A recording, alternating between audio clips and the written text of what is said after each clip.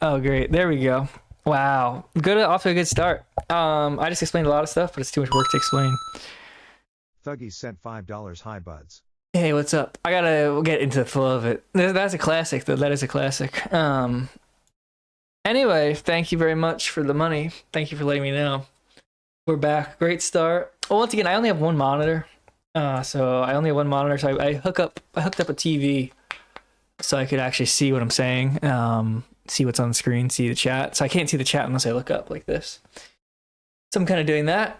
And basically what I was saying is yesterday I was going to show you guys the AI, the game I was working on. But if you guys remember correctly, it sucked. It sucked, and basically I couldn't show it to you because the AI was broken, because right before I had gone live I had done something.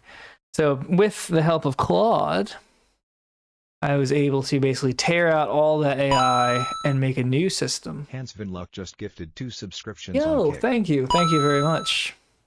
Hans Vinluck just gifted 2 subscriptions on Kick. Wow, I can't see the thing on here, so I don't know if that's old or new. I don't know, but I appreciate the 2 subs. That's awesome.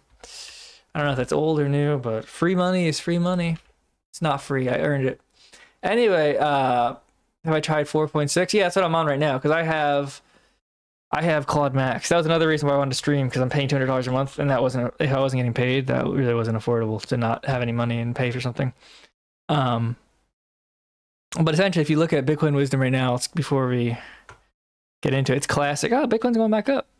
It's all good. It's at 65,000. Earlier it was at 59,000, so it's actually going back up. That's good. So we're really hoping for, not for any real reason, just because it's fun. We're just looking for it to crash because it's just funny. We don't really care either way. But anyway, back to what I was actually talking about, which is the benefits of Claude. And basically, with Claude, I was able to basically tear out all the AI stuff that I had to do all the work of yesterday. And today, basically ask some questions of me, asking back and forth, and as a result, create this phased plan that is literally just going to have called what is it called?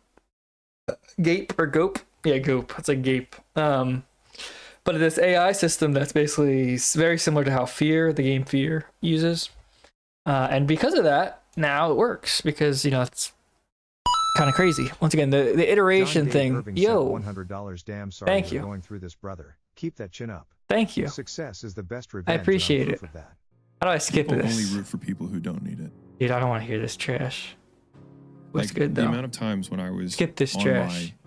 my lonely How do I path skip this? where See, that's the problem. I'm was too being different trolled. From the friends that I had. I don't have any. I'm not even listening to it. Are you guys listening to this? That I wanted to be friends with. This is what I think about that. I can't even. I only have one monitor because my monitors aren't here. But anyway, let me mute this. That's when you want people There to we support go. you. There we go. Much better. Okay, perfect. That's good. Whew. How come I can hear it, but how do I skip this shit, dude? Controls, dude. How do I get rid of this? Playback controls. Dude, I don't want to hear this shit. Sucks. Let me get rid of this here. Dude, this sucks so bad. It sucks not to be able to have my you know what makes me mad is I moved down here and I had so much stuff. I had different tools, different things, but because I was a good person, I just assumed I would be able to do stuff. I didn't bring it because I said, you know what, I'm going to work an honest job and work hard. But unfortunately, I couldn't do it. Where is, so I can't even see where to change. I haven't done this in so long. It sucks, honestly. Overlay settings. And I can't even see what I'm talking about here. I mean, it doesn't really matter. It's all meaningless and stupid, but it's kind of annoying. Why can't, do they not, in Power Touch, do they not let you just skip a message easily?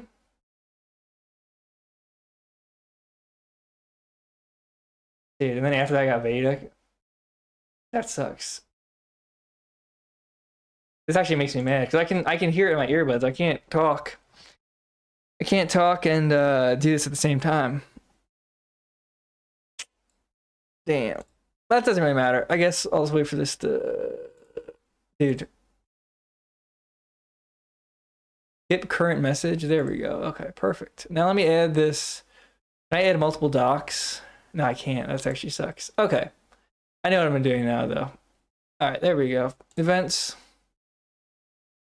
Back. Make it count. Is this You'll done? need a blue or black pen and How a to copy fill out of a your job resume. application from Beta? Optional, a fact sheet. Cool. Step 1. This is from Veda. How to fill out a job application. Thank you. Vita sent $5. Awesome. See, I can't. It's How not even to like fill out a it's job like application. set up right. Your job application is your first impression, so make it count. Veda You'll was so need real for that. Yeah, I know. a blue or Him black spending pen $5. and a copy of your resume. It means a lot when you don't have any Optional, money. a fact sheet. When you don't have any Step money, you send 1. $5. It means Use a a lot. blue or But black pen to I fill need to out get the back to job work. So you application. guys, Make whatever sure you that do, your just printing is don't neat keep and sending me a legible. ton of money, please. Step 2. All right. Communicate your education and work history accurately, being sure to explain any gaps. Bring along a fact sheet with work details, All right, how do I contact skip this numbers, trash now? addresses, Now I gotta and figure out how to go references to help back. you fill out the Go to application. controls. Step Skip. There we go. Okay. Now I have the workflow down, so I'll probably be able to do it pretty fast. But luckily, I don't have to worry about it in a second because you spent all their money. All right. Anyway, welcome everybody back to the show. But anyway, I wanted to talk to you about this AI thing I'm working on. Yeah. But anyway, like if you guys remember correctly, I tried to show you guys the game yesterday, but it wasn't working. Texoma Grow Hyper just gifted 1 subscription. Thank you. I appreciate it. Thank you. That's nice. All right. Anyway, back to the actual thing. The AI sucked, and so I basically tore it all out today. And I was almost thinking about not streaming because I wasn't ready to show it. But I got it to a point where I could show it. It's very simple. It's nothing crazy. But essentially, you can just spawn in. See, this is actually crazy. So this is the 6th day. Now, there's no audio. I haven't set up audio for the actual game yet. But like, you guys don't really understand. This actually has like an insane level of. For this to be like what's made in 6 days is actually kind of crazy. And it's not. This isn't based on any engine. This is based on Raylib, and this is based on R3D for lighting, and then also something else I forget. But essentially for the AI, if you notice, there's no AI right now, right? So that's what I was today. I was basically, well, what am I gonna do? Because I want to actually make AI. I want to have multiplayer, and I want to have actual multiplayer, but I want to have AI first because it's kind of cheating to not have any AI. As you can see, there's a lot of cool stuff. Like for example, like this, you can hang from the wall. You can also climb up it, or you can go like this, right? And jump on top of it. You can also, dude, there's so much stuff here. There's like tactical sprinting, sliding, flashlights. There's also night mode. Before we get into the AI, let's go to the night mode. Why not? Why not go to the night mode here? There's lighting, dude. There's wall runs. This is all in 5 days, dude. This is kind of crazy. When you're not busy doing nothing, you can actually do stuff. When you're sober-minded and productive, you can actually do a lot of stuff. It's very nice. Isn't this crazy? This is all in 6 days. This is all in 2 days, actually, in 48 hours. There's grenades too. But anyway, let's do the AI. So basically, the AI sucked. It was crashing the program, so I couldn't really show it to you guys yesterday. I tore that out, and I had AI do it. And we're not there yet. We're not done with it yet. But they're called GOAP. It's something called GOAP with a P instead of a T. I forget what it's called. But essentially, here's the AI, right? And so you can actually, it's like literally you can set up these infinite agent states, and it's very, very basic. But basically, see, there we go. And it's like even this, like watch, like throw a grenade, it runs away. And it's actually really crazy. You can set up different strategies, different stuff like that. And this is literally, I've only had it working. I only kind of had it set up because I was looking into it up until like a few hours ago. I've only kind of set it up for like an hour or two. And so I'm kind of just adding stuff. But yeah, this is like literally like, it's kind of hard to explain, especially if you're not somebody who does programming, which is a lot of people. But the level of engineering this takes, this isn't really something you could do prior to AI.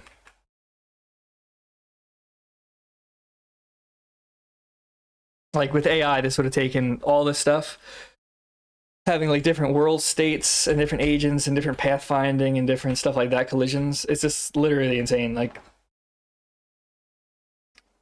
people don't really get people don't really get, like, we're at the end of pretty much jobs and everything like that. Throat Goat sent $5. The Halo Eye is pretty adaptable too. Maybe you can rip from that. What is it?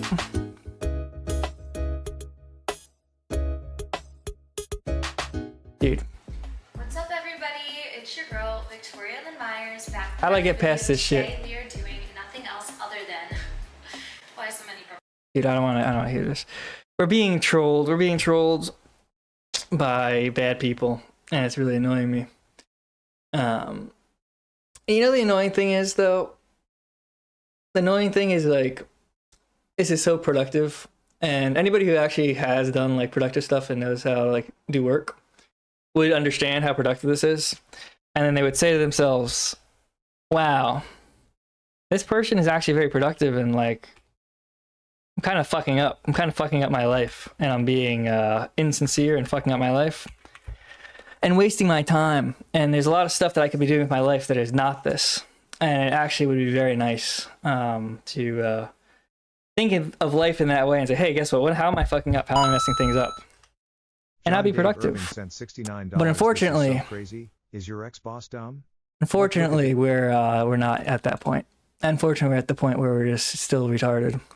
Now, hopefully, things kind of go away. Problems go away. You know, that's one thing I found in life is that if you look for problems, you find them, and if you go away from them, they kind of fix themselves. So the only problem is when you tell them to go away, and then they stalk you and follow you around, because that's actually like illegal, which is crazy.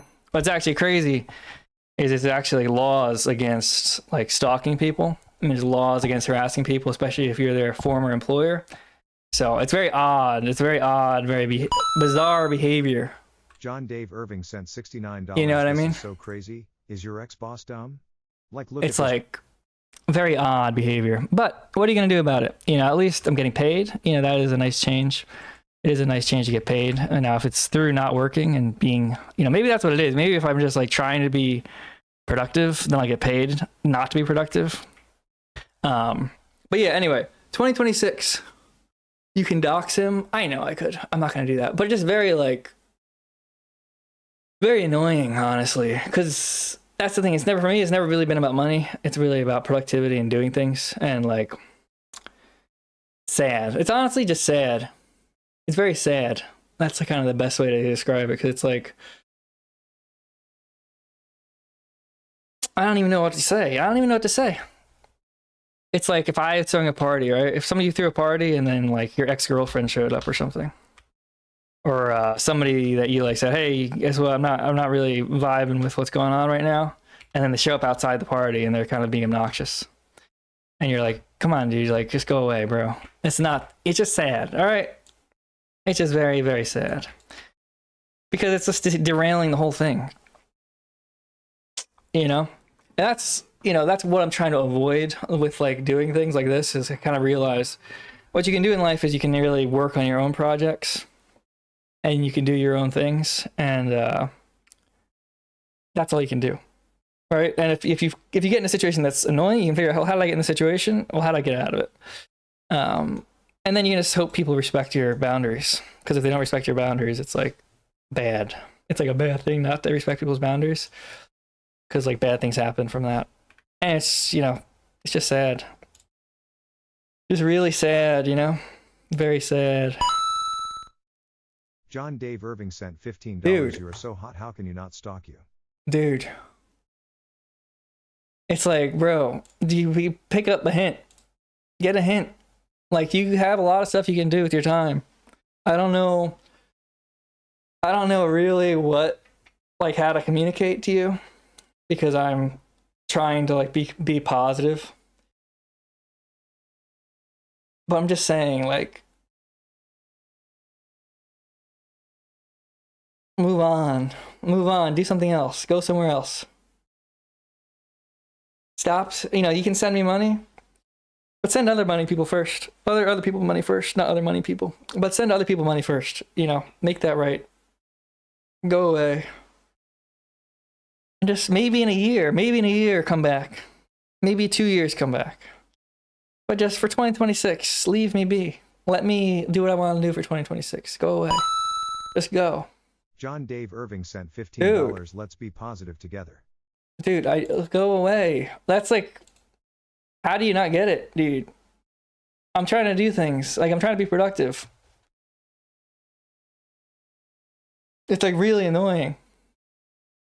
Like, I understand there's like a funniness. There's a funniness, but the funniness stops when it like goes into the real world. And then from that point on, you have to wait for the other person that you've wronged to be like, okay, now we can go back to joking. Like, that's how it works. Like, when you do somebody wrong, you kind of wait. And once that person signals, hey, like, this is chill, you can joke around, then it's okay to joke around. But it's not okay to joke around when you haven't made it right with the person, especially not in public.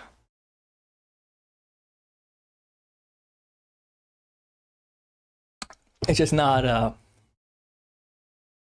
it's not polite. It's not kind. And it's not something I like. It's not something I'm looking for at this moment in my time, in my life.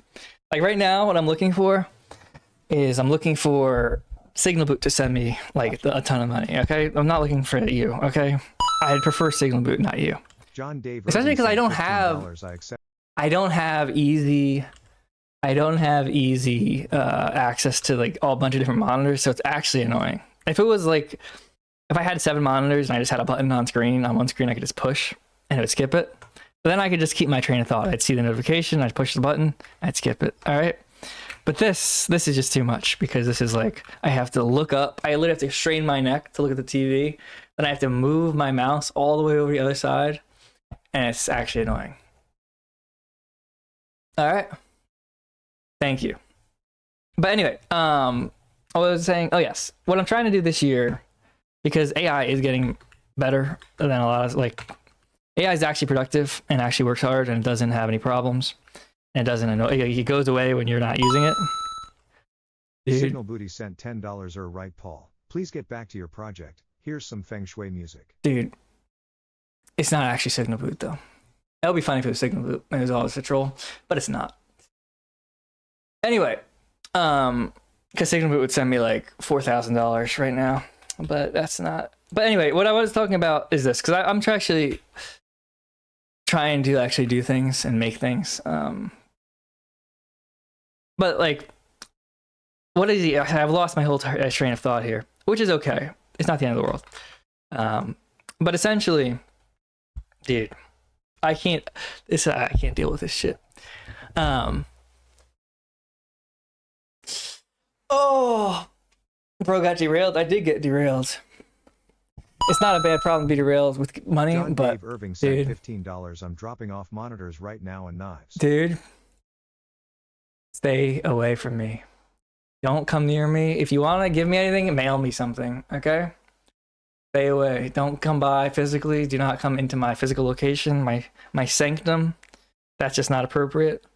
All right? If you want to send me something, you can mail me something through the post office, but it has to be like something I want, which is like money and nothing else, really. Just money, really. That's really all I want from you. All I want from you is your money. So I don't want anything else. Anyway, what else? Dude, it's so hard to focus when but it doesn't really matter. Anyway, so this game F.E.A.R is this game that people made and it had AI. And anyway, I just said to myself, you know what? The AI is not working. It's not working properly. I'm doing it the wrong way. Now, if this is prior to AI, if this is prior to Claude, I'd be screwed because I would have lost all motivation because it's like now you have to rip out all this stuff, find out what's integrated, what's not integrated. What do I need to do? But because it was AI, I just went to sleep. I took a nap for a few hours at nighttime called sleeping. And I woke up and I was ready to go. And I said, you know what I'm going to do? John Dave Irving sent $15. Everyone wants me. Dude. Stop. Please. All right. Thank you. Anyway, oh my God.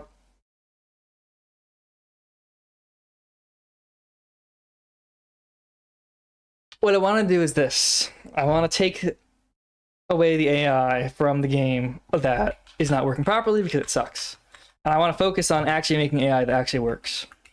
like this. Now, the reason these guys aren't shooting at me is because they ran out of ammo, so they don't have anything to do. Where's, yeah, whatever. I don't even have any ammo. But anyway, yeah, I need to work on the overlays. But I said, well, where is a good AI? And then I used AI. I said, what's the best AI? What's like the best local AI for first-person shooters? And I came up with F.E.A.R. And from there, I just watched a video, which was just this video. It's not even that complicated. And I said, hey, pull up the most recent, documents and papers on this. And then basically, it came up with the entire AI system of F.E.A.R, which is like an entire, there's papers on it.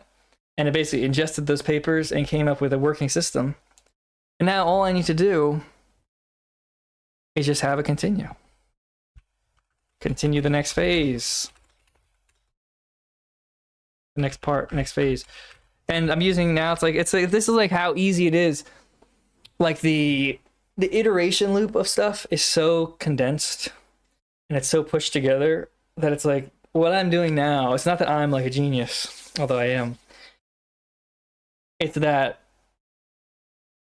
you don't have any delay. Like there's no delay. There's no, oh, here's, it's going to take 2 weeks to get this done. You come back and it sucks. And now, okay, now I need to talk to some other person, figure out what they're doing. It's like you do it and he's like, oh, this sucks. And then there's half an hour of thinking and you go to sleep, you wake up and you say, all right, I'm ready to give it another try. And then you look for, you go back and say, well, what do I want to bring it back to the start of the process. And what's the best start of that process? And then it literally will help you find the best start of the process. And then you read about it, you watch some videos, you do stuff like that. John Dave Irving Dude. sent $15. I'm outside with Stupid. Basically all it is like, it's so easy. It's so easy. This is all the features going to be for programming. And this is for game programming. Like this is all it's going to do. It's just going to do this. And then it's just going to keep working on it. And it's going to keep working on it. And then later I'm going to check on it while we're streaming. And it's going to have different, settings. And then basically I know how to make it now. And I'm going to make a game. It'll be easy. And make money doing it. Have people send me money in multiple different ways. John Dave Irving. Dude. Anyway, what are we up to on the goal? How am I paying off my debt collector? $700? That's not very good. We need more than that. But anyway, yeah. It's going to be making a red pill game. No, that's one thing. That's another thing I'm doing that I'm trying to express to you guys is that politics are screwed. Like trying to fix stuff is screwed because the economy is screwed. And it's not just because of debt or like who's in charge. It's the economy is structured based on jobs and based on like time frames that make sense of like people interacting with people. The economy is not structured for person interacting with AI and then AI interacting with person interacting with a group of AI, and then because that throws off all the rhythm of stuff. It throws off how long it takes to get stuff done. It throws off how long it takes to have feedback on things, how long it takes to ship things, what type of things are shipped. Because it's like a video game studios, they've gotten bigger and bigger. What does that mean? It means like they can make bigger and bigger games, right? More and more graphics, better graphics, quote unquote, more and more features. But because of that, there's more people working, so you can take less risk, right? There's less risk because if you mess up, there's this many people who have a problem. If it's one person like me, right, I'm able to take a ton of risks because it doesn't matter if it succeeds or not. This is just like a fun thing. And because of that, now, in the past, you could still do that with one person, but the scope was way smaller, right? Now, you can make something that's way huger, whether it's a game or a website or a business. The scope can be way bigger because way less people have to be involved. Because way less people have to be involved, the scope can be way bigger. There's going to be a ton of people who make either games or, machines or websites or systems or like whatever with the help of AI that are going to be successful and are going to be way more unique and special to people. And that's going to take away market share from big companies and bring them to small companies. And it's going to be so much different because the time frames are so different. The risk models are way different. The feedback, the time frame of feedback, but also the type of feedback, how to model stuff is way different. And that's just going to break, all the rent, all the restaurants, all the companies, the products that are made. They're all made for a 9 to 5, 5 days of the week, 2 days off, a X amount of commute. And there are variations, but that's pretty much the base. So that's how most of society is structured. And as a result, that's what most products and most businesses and most like offerings, whether it's movie theaters, when movies are, available, that's like, it's like a good example of like how things are going to change is like the movie industry or the music industry. These things were very set in how they delivered media, what type of media was made, up until the point, especially let's do music, up until the point of Napster, up until the point of BitTorrent and Napster or whatever. Because of that, all of a sudden things change. People release stuff on SoundCloud, they release stuff on the internet, they release stuff like albums aren't really a thing as much as EPs are, as singles are. John Dave Irvin Dude. sent $15. Are we still? Stop. Anyway, as a result, things are different, right? It's gonna be this, but now it's not just music, it's not just movies. Now it's everything, every single thing. It's because the thing is, you don't need this for video games. Like, you can use it for video games, you use it for websites, you can use this for whatever, for programs, etc., for writing, etc. But also, it's going to be used for answering emails, for reading emails, for like contacting people, for responding to people contacting. People are already using them to apply to jobs. People are using them to sort through jobs. So like everything is being abstracted behind this layer of like time being not really real, because it's not people doing it. It's people setting up these little robots that do stuff. And so as a result, like rent, where would you rent? If you could do everything like not locally, if you could do everything based on, a computer, are you going to choose to live in a city? Are you going to choose to live in a countryside? Are you going to choose to live in a poor area, rich area? It's all going to be very, very specific to the person. So like, as a result, cities are going to have less people wanting to go there. And it's just like, it's the same thing with Substack. Substack is another example where ever since Substack, it's if you're a talented writer with a big audience, you're not going to try to work at a newspaper or a magazine. I don't even know, that didn't make a noise, so whatever. I don't even know what that was for, but whatever. You're essentially, everything's going to change. Everything is going to, you're not going to go to New York Times. You're not going to go to CBS. Why did Barry Weiss go to CBS? It's not because she was successful. It's because she was part of a club. Now we're just getting beeps. Now we're just getting literal beeps that don't even make any sense. Whatever. I don't care. But it's sending money, but the TTS isn't working, so that's actually ideal. Anyway, the reason Barry Weiss is at CBS is because they suck. The group she's a part of sucks. The team she's a part of sucks. Free money does not suck. I don't know how that works, but I appreciate it. Anyway, that's what's happening. The people who are going to these, dude, that's just annoying in terms of the beeps. W beep. I can't even tell. Like, I can't even see if the money's going up or not, but I'm just assuming it is. But what I'm saying is this. I hate being derailed. That's what I'm saying. What I'm saying is these like institutions, it's gonna be the same thing with game design, right? Like, I don't really care about games. I'm trying to get that Beardson money, so I'm pretending I'm caring about games. I'm gonna get Beardson to invest in this and then never work on it again. But the people who are talented, who really want to make cool games, right? Who are working in the game industry, they're working for Rockstar, they're working for EA Games, or they're working for PopCap Games, or whatever it's called, or Congregate, or Newgrounds. They're going to say, I don't want to work at this huge company because I can't get anything done. And I have the skill and the talent, and I know the people to make the models. I'm going to go off and make my own company and make my own game. And they're going to be able to do it. Like, this is literally, I haven't thought about making games since, I don't even remember. Like, but games themselves, really, I really haven't made actual games in a long time, since Flash games, because it's like, it's too much work. And so, like, going from it's too much work to here in 5 days, 6 days, 7 days is insane. Now, imagine if you're working in the game industry and you're like a star person, and all of a sudden you can just make whatever you want. You don't need to work for a huge company. You can just literally, like, right now you need to hire somebody to make the 3D models, but in a year you don't have to hire anybody to make any 3D models that are animated and rigged. So that's what I'm saying is, like, all these companies, whether it's just like a visual thing. So I'm explaining to here. Stop. It's just done. All the where people work, where people drive. Like, that's another thing. Like, working on stuff. I was talking to somebody about this earlier today.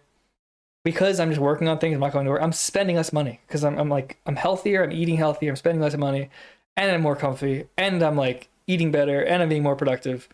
So I don't need to go out to a restaurant because I don't feel the need to go to a restaurant to feel good about myself because I'm just comfy. And that's just how it's gonna work. It's just like the old world is dead. Like, right, and there are exceptions. There are like factories and stuff like that. But eventually, and before we know it, this is gonna be the case. Factories are just gonna be run by robots. Like, that's just what it is gonna happen. It's gonna have you set up cameras, and then just factories are gonna be run by robots.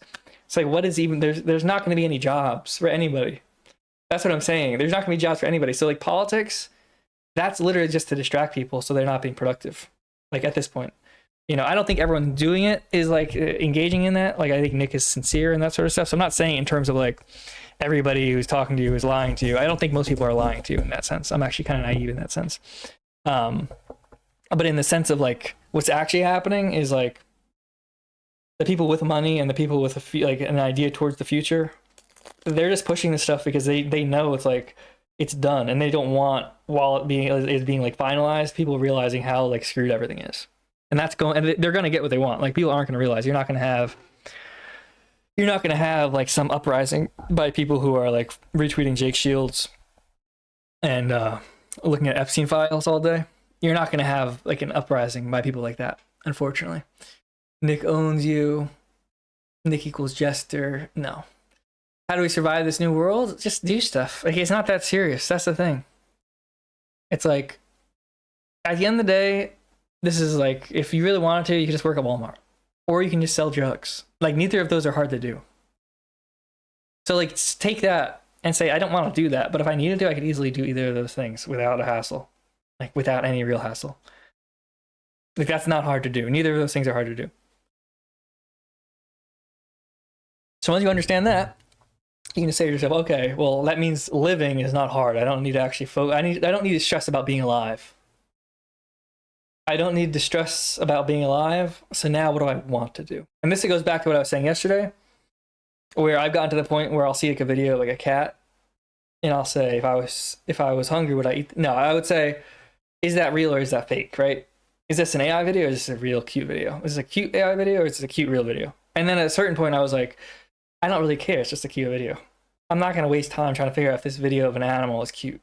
And once you get to that point, you're going to be like, oh, okay, yeah, that's cool. I like that video. So why not? Yeah, it might be real, it might be fake. I don't really have the energy at the time. It doesn't really matter whether it's real or not. And once you internalize that, it's not a big step to where you're going to see a news story and it's going to say, new emails or new images of Jeffrey Epstein and Donald Trump. And you're going to say, what? Why, is that real? And then it's gonna kick back in your brain. Wait a second. Do I care if it's real or not? No, I don't really care. And then you say, well, how does it make me feel, whether or not it's real? It's like, oh, gross. It makes me feel gross. Why am I looking at it? And then you're gonna really, because this goes back to what I was saying yesterday, where it's like, where we are as a society is like, for the first time ever, when it clicks, it's gonna be the first. It's like the next step in like human evolution, where you're like, this thing on the screen isn't real. If it's real, it's not real. Even if it's real, it's not real. It's fake, it's not real, right? If this AI, this video of this cat is real, it's still not real. It's just a video to me, right? And because I realize I can't really tell if it's fake or real, so it doesn't really matter. What can I tell? Oh, this is a video. What can I tell? What is real? How it makes me feel, right? So that's the only part that's real of this, whether or not it's a real video. And once you do that, all of a sudden your psychology goes from being like, oh, like, this is cute, should I like it? Oh wait, is it real? If it's not real, I don't want to like it. To be like, oh, I like it because it's cool, right? Whether or not it's real, it's cool. Once you get to that, like, it goes to that goes to like politics then, where you're like, oh, this video of Charlie Kirk getting shot in the neck, is this real or not, right? Did this actually happen the way it was said it would happen? Like, did this actually, was this a cover up? Was this a conspiracy? Was this Charlie Kirk was a time traveler? Was this Israel? Was this Nick Fuentes? Was this a Groiper? You say to yourself, I don't really care. Do I want to see this or not? Do I want to see somebody get shot in the neck or not? And then you say, oh, well, yeah, I do. And you watch it. Or like, no, I don't. Or you watch it. And then you approach it, like, this is how I'm even, like, you even approach it like the Candace Owens thing, where it's like, she's saying there's Sumerian time travel. There's Sumerian time travel and there's, like, vision pools. And you could say to yourself, is there a chance this is real? Does the CIA have Sumerian time travel technology? Is this real? And then you say, well, no, it's not real. And then you waste time. Or you say to yourself, is this fake? And then you say, well, why am I even caring? It's funny. Why do I care whether or not Candace Owens has gone crazy? Why do I care whether or not Charlie Kirk was a time traveler texting her and Charlie Kirk is part of like a time traveling gate program? Why am I investing any effort at all to either feel smarter than Candace Owens or dumb or like part of her group or like think she's onto something or like think she's retarded and stupid? Why do I care? You know, it's true. What I can tell it's true, whether or not this is true, is that this is hilarious. This is hilarious to think that Charlie Kirk is a time traveler and he carries the flame. And this is actually really funny. And the idea that the CIA had Sumerian technology and they killed Charlie Kirk to prevent TPUSA from being exposed to the Mossad front, that's just funny. And I don't care if it's true or not. I'm going to pretend it's true. And it's probably not true, but I don't really care. And so all of a sudden you're like, okay. And now you're not wasting time trying to catch Candace Owens being stupid and explaining. You're not Destiny. Now you're not Destiny trying to argue about like logical fallacies. Now you're like, is this funny? Is this not funny? Is this something that I want to like indulge? Or is this something I don't want to indulge? And you're like, yeah, actually, you know what? I do want to indulge the idea that Charlie Kirk is a time traveler. And you're there. And now don't worry about it. And now all of a sudden the Minneapolis shooting isn't real or it's real. It doesn't matter. Now it's like engaging with that, you're free because you've really internally like in your psychology, you would really internalize that, hey, guess what? The stuff on the screen is not real. It's really not. Even if it's real, it's fake. If it's fake, it's as real as it is if it's real, which means it's fake. It's all fake, even if it's real. And then you can say to yourself, well, what do I want to do with my time? Now that I don't care about any of this, you don't say to yourself, well, now that I know that's fake, I hate my life. You're like, oh no, life is awesome because now I can do what I want. Now I can spend my time watching Candace Owens videos, or I can watch Charlie Kirk assassination videos, or I can do whatever I want, right? I can watch videos, I can watch movies, I can run around outside, I can do whatever I want. And then you're not going to be like, oh, I hate life. You're just not trapped. You're not trapped caring about something because guess what? What's happening is not stoppable. The future is not stoppable. What's stoppable and what's unstoppable is you guys sending me $50 right now. That's like unstoppable. Yeah, you gotta do whatever you want to do. Now, can we talk about making a game? And that's what, so the reason I was talking so much about that is because we just basically had the AI do all the work. And so I wasn't even thinking about it. This is an example. Like I basically used the AI, was just doing all this. You think I'm gonna do all this? I'm not typing all this crap out. All right? It's awesome. The AI is awesome. I was able to talk with you guys and do this at the same time because the AI did it. Now I just read it over and I say, what's next? Question mark. All right. That's all you got to do. This is the future. The future is just bullshitting, killing time, and saying to yourself, okay, let me look up. It did what I asked it to do for 7 minutes straight. And now it's architecting. And now I just wait again. And now we wait. See, this is not hard to do. This isn't like, based on the memory and spec documents, reading phase 4 items. Yes, that look excellent. And you always got to be nice too. Thank you. John Dave Irving sent $50 unstoppable. Stop. Keep sending money, but stop sending any messages. You can, if you want, you can. No, you're not. Don't even say out your name. I don't want to see your name. That's not even. We're not at the point yet with that. But anyway, yeah, this is like what I'm saying is like you can just literally just bullshit, work on stuff, and just take. That's like another thing that's like really important with AI. You can get all hung up on. I could have gotten hung up on the AI not working and say, fix this. But everything is so cheap and fast now. I said, you know what? Instead of doing that, I'm just gonna watch a show. I'm gonna watch a TV show. I'm gonna go to sleep. And I'll think about it later because it's not any rush. Like the amount of stuff that's already been done by the AI and that sort of thing. This is something that would take months to do. It would literally just take months to do for people because it's literally creating the lighting, integrating models, integrating controls, integrating debug, integrating a level editor, which I haven't even really shown you guys today yet. But it's like people are saying, oh, it's not perfect, it messes up. That's true, it does mess up sometimes, but who cares? That's life, right? It messes up sometimes, and you say, all right, like what, for example, this is like the second actual FPS game. The first one I was working on it was too like buggy, and I said, you know what, I'm gonna actually just leave that there, do a little research on collision detection, did a little research on collision detection, and that's ODE, which is integrates with ALib or Raylib, not a liberal, Raylib. And then basically from there, I said, based on this existing project, create a spec sheet, create a document on the design of a new one, and then also integrate this ODE, which is the physics engine essentially, into it. So then basically just took all the good ideas and all the basic structure from the previous game that I had worked on for a day, for half a day really, and just made it, but with integrating the proper physics. And so then I had that. So now I don't need to use the other physics. It's just, you guys, if you're not doing programming, you don't understand. It's crazy. John Dave Irving Dude. sent $10 on. Is there a way to roll back to a certain state easily? Yeah.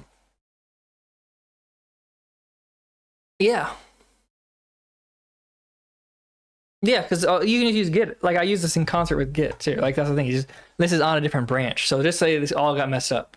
Number one, I wouldn't really care because I could say undo it and it would probably undo it correctly.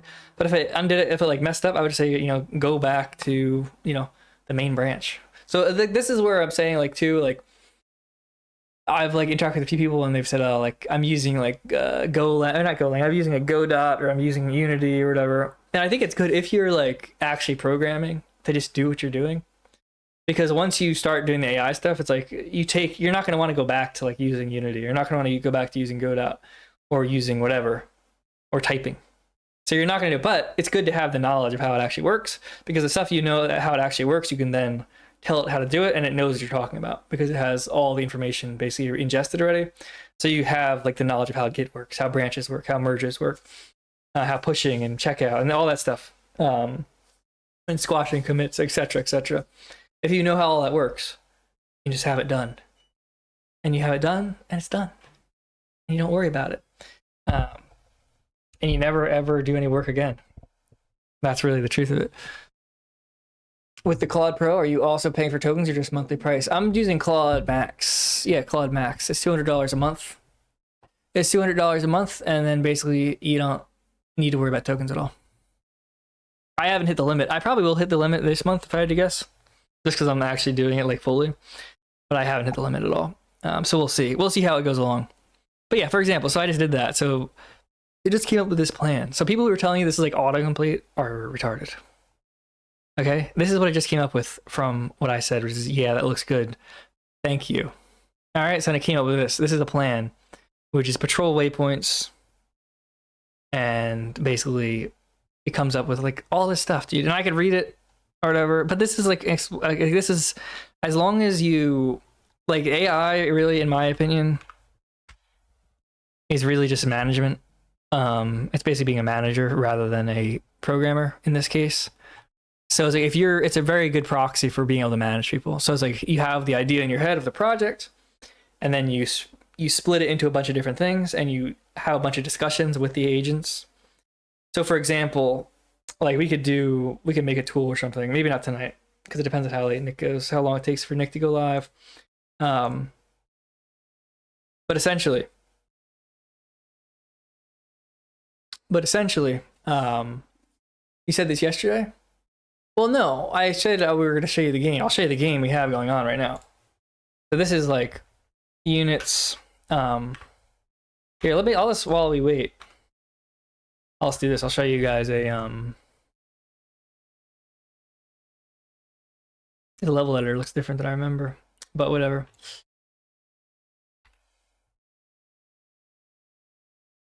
Yeah, I'll show you guys something cool. Actually, wait, you're not even seeing it. Let me go over here. Well, let's work on that. Yeah. So this is the level editor. Once again, this has all been built by AI.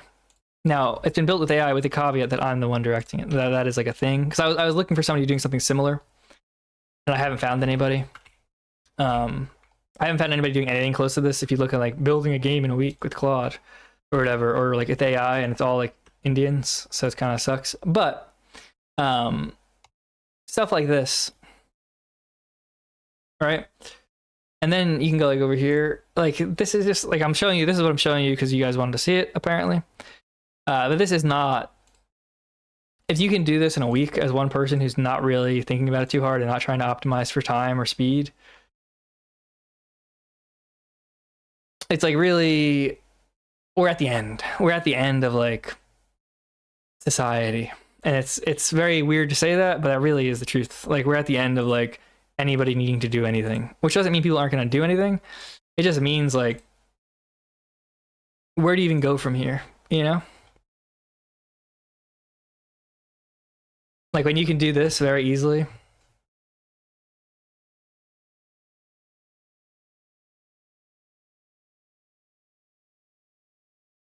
It's like this is not something you're supposed to be able to do very easily.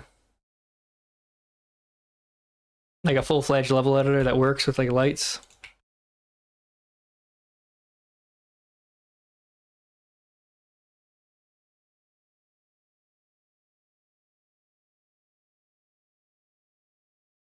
It looks awesome. It does. Yeah, it does look awesome. And it's crazy too, because it's like I did this in like a few days. Okay? Like this is something that's been done in a few days, and it's gonna get better. Like the AI, this is like I did it in a few days, and also AI is literally about to get way better. So it's like, how do you even go from here? What are you even gonna do? You know? Like what are people gonna do? How are they gonna entertain themselves? How are they gonna make money? Because if you can do this, it's like this isn't even the best AI that exists. Like there's better AI that 100% I'm sure like the government has, big companies are making.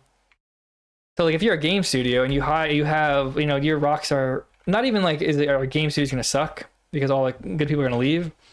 But if you're like Rockstar and you have, you know, 100 million employees and you're paying $1 billion, why wouldn't you just put that money into like, see what I mean? Why would you put that money into local AI?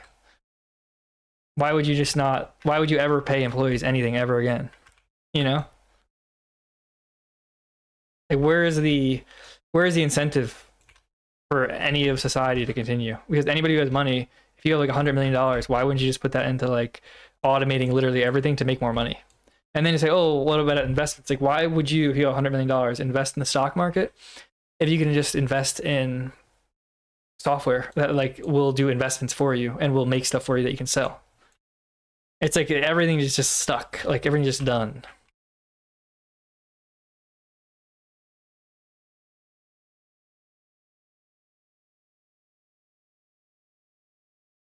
And there's no reason to like think otherwise. Like there's no.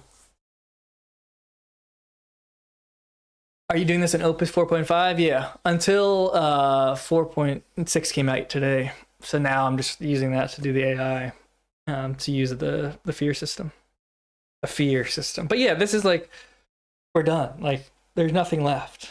There's no, and that's the thing too. When I'm saying that, it sounds scary, but it's like actually not that scary. Because if you can be productive, it's like you can do whatever you want. Is it novelty part of gaming? Won't be gaming just be over? No, because that's the thing. What's good, in my opinion, is everything is shifting to like name recognition and like trust and like that sort of thing, like creativity. So it's like I'll show you guys an example of something that's really cool. Actually, this is in the same vein, but it's not the exact same. It's just shared experiences are the only thing that are rare now. Like essentially shared experiences are the only thing that you can't make with AI. Essentially. Now we're not there yet where that's going to be self-evident, but it really is the truth. Like a memory you and me share, that's something that can't be like recreated. So for that reason, it's like you know, why this is actually a good Genie 3 or whatever. AI gaming. Dan Dingle. Hey, I'm an idiot. Dude. It's Kermit if I've ever seen him. And basically all it is this AI system that Google released. And you can basically do a prompt through an image and it'll just let you play it. Now it sucks right now, but the point isn't that it sucks. The point is that it can be done. And the fact that it can be done means it'll be done faster. And so basically it's like you put in an image, you put in some chat, and then it creates a game from the thing. So right, he's doing Minecraft. Oh. But he's making something else, right? It looks like a really bad mobile game for some reason. Also. So basically, yeah, you hypothetically could make games with this. But what's going to happen is that when you make a game for yourself, it's just gonna suck, right? Novelty is like, it's cool, but then you're like, well, I want to share with somebody, and that's so like, it doesn't really, anybody's gonna be able to do anything. Where it's really gonna have to happen is there's gonna be people, right? There's gonna be people who are making stuff, and they're gonna use tools like AI, or they're gonna use, not, or they are gonna use tools like AI. Could make a cool horror game. That's like another thing too. Like, this is like, I'm so excited because it's so easy to, like, iterations are so easy to do here, and because of that, it's like you can just literally play around and be like, oh, you know what I would want to do is I'd want to make an AI. See, like the lighting being like working is crazy. You could basically say, hey, I like this as a first-person shooter, but I also want to make like a puzzle game, or I want to make a horror game. It's like a zombie game or something like that, and it's very easy to do because you can literally just take the code and say, hey, copy it, and then just literally say, hey, make this into a zombie game. And if it sucks, you still have the base. That's what I'm saying. It's like, it's so easy to iterate. But I think what's going to happen is, people are going to make their own games, and it's fun. But you want to share it, and especially if you're making a multiplayer game or first-person shooter, you can't have different outcomes. You have to essentially, it has to be turned into actual programming at a certain point, like this, right? So I think the future will kind of look something like the Genie 3 thing, where you make like a base game, right? Over here, where you make like a base game, and you play it around with it a little bit. You're like, this is awesome, and you basically say, this is awesome. Turn this into actual programming, and then once you turn it into actual programming, then you can literally go into like what I'm doing, where it's like this, right? And then you have the actual game as it is, and you say, hey, I actually want the players to be more blah, blah, blah, or I actually want it to be a blah, blah, blah, blah, more, this feature needs to be more like this. And so then you start out very kind of imagination-wise, because that's like how real things happen, right? Think about how you do something, right? You come up with a project, right? The first step is imagining it. The first step is thinking about it and saying, hey, I want to write a book, or hey, I want to go to this country, right? I want to take a trip to Mexico, right? That's the first step of anything, is the idea, right? So that would be like using Genie to make the idea.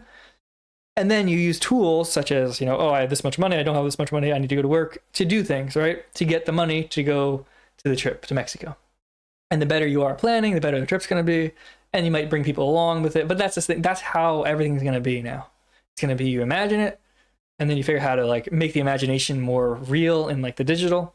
And then from the thing more real in the digital, more concrete in the digital. And then once it's concrete, then you can share it with people. I think that's like the workflow, and that's what's going to happen. Paul, can AI help you make a game with Unreal Engine 5? Yeah. That's the thing. I can do whatever you want, dude. It's like this. Builds succeed with 0 new warnings. All the pre-existing, while you're just talking, it just worked for 8 minutes, right? All 11 tasks are complete. The build path with 0 new warnings. Here's a summary of what was implemented. Phase 4C, patrol waypoints, implementation complete. Now, some of this, who knows if this is correct? If I was not streaming, I would test it more. Because I'm streaming, I'm actually being a little less cautious, which is fine, because if it sucks, I can literally just go back and undo it. All right, and so it supposedly added all the stuff to the editor, to the stuff. Level, place waypoint sequentially, and auto link shift click starts a new route. Yeah, I don't even know what this means. And then like, that's the thing, is like I can go, I don't need to, it doesn't even need to remember what it's saying here. Because some of it's going to be 100% correct, some of it's going to be a little off, maybe it imagined something. But when I'm curious about it, I literally will just go, hey, look at the code for the editor and give me an overview of how it works. And then it'll actually go over the code, not looking at what it says it's doing, and tell me what it does. And I say, hey, look for any bugs. What are some potential bugs? And then I'll look into them and say, yeah, that looks like a bug. So it's basically just like the feedback, back and forth, back and forth, back and forth. And before you know it, it's going to be a full game. Because right now I'm working on the very basic things. And like, I'm going to run into, I don't know what it's going to be. It might be the editor. It might not be the editor. Just say it's the editor and it sucks and I can't get it. And it doesn't really work the way I want it to work. Now that I have the AI working the way I want it to work, I'll just say, hey, you know what? Start a new editor that is integrated for building the map. It loads, it basically saves the files the way the level loader in the game works. And also has, basically fields and forms specifically for the F.E.A.R-based AI, the GOAP-based AI. And it'll do that. And I don't need to worry about, oh, I messed up the code, blah, blah, blah. It's cheap. Mistakes are cheap. Mistakes are extremely cheap right now. And like, you don't have to worry about them. They're easy. Like the future is like so easy. It's crazy. AI makes the cost of business 1,000 times cheaper, 100,000 times easier. Yeah. Just last week, I used Claude and other AIs to build a full business from the ground up and made a full-fledged website for it too. AI is my lawyer, accountant, program, graphic, and designer, and best friend. That seems a little farther. You make the AI get in contact with your holy guardian angel? No, that's all you. Yeah. You don't even need to understand code. I don't agree with that. I think I disagree. I tried F.E.A.R and it was boring and old and clunky. Yeah, the gameplay is old and clunky, but the AI is actually pretty nice. And that's the thing too, is like I've already like I haven't done it. I haven't actually done it yet because I'm just making it work. But like there's stuff I want to already add with like the AI, like kind of like recursive or like meta, like the same AI but with groups. So then you get groups doing the same thing, so they can either be individual actors or groups. But that's in I don't have a real perfect picture of how to do that yet. But when I do, I can literally just do it. And it'll help me actually draft out what I'm even thinking about. So I have the vague idea, I have the imagination, and I can turn it into an idea that's more full-fledged, and then I can then make it actually full-fledged. Like the whole thing is crazy. I'm interested in AI weapon implementation. It has, well, like for example, with this game, right? Like the only thing that's not AI in terms of materials is like the 3D models. And that I just downloaded from Envato. The thing is, like, if I wanted to, there are AI like generating 3D model things that already work. Like the feed, like the recoil and the location and the basically running around, that's AI. Like the animation of the thing, like and some of it wasn't perfect, so I built a tool and then basically said, all right, this is the, like for example, like with the rocket launcher. It was very like kind of like glitchy in terms of how it ran around. So I basically said, make a tool inside here, right? Make a tool. Let me actually go to the main menu called the weapon adjuster, which will take a 3D model and let me adjust the location of it in different running positions. So like basically I changed it to basically be better for the thing. And that's it. I built that tool in like half an hour, not even half an hour, like 15 minutes, and it worked. All right, so it's like this is like insane. Like the fact that you can just have, oh, this doesn't work, I don't know how to rotate these, I don't have to use Blender to figure out how to rotate the 3D models I downloaded. I just made a tool inside the game that will then offset the rotation and position, and then basically I don't have to rotate the models at all. I can just download them, pop them in, they don't look normal, and then just choose the shape of them. All right, so it's just basically like, this is what I'm saying, is like, this is inside the actual game.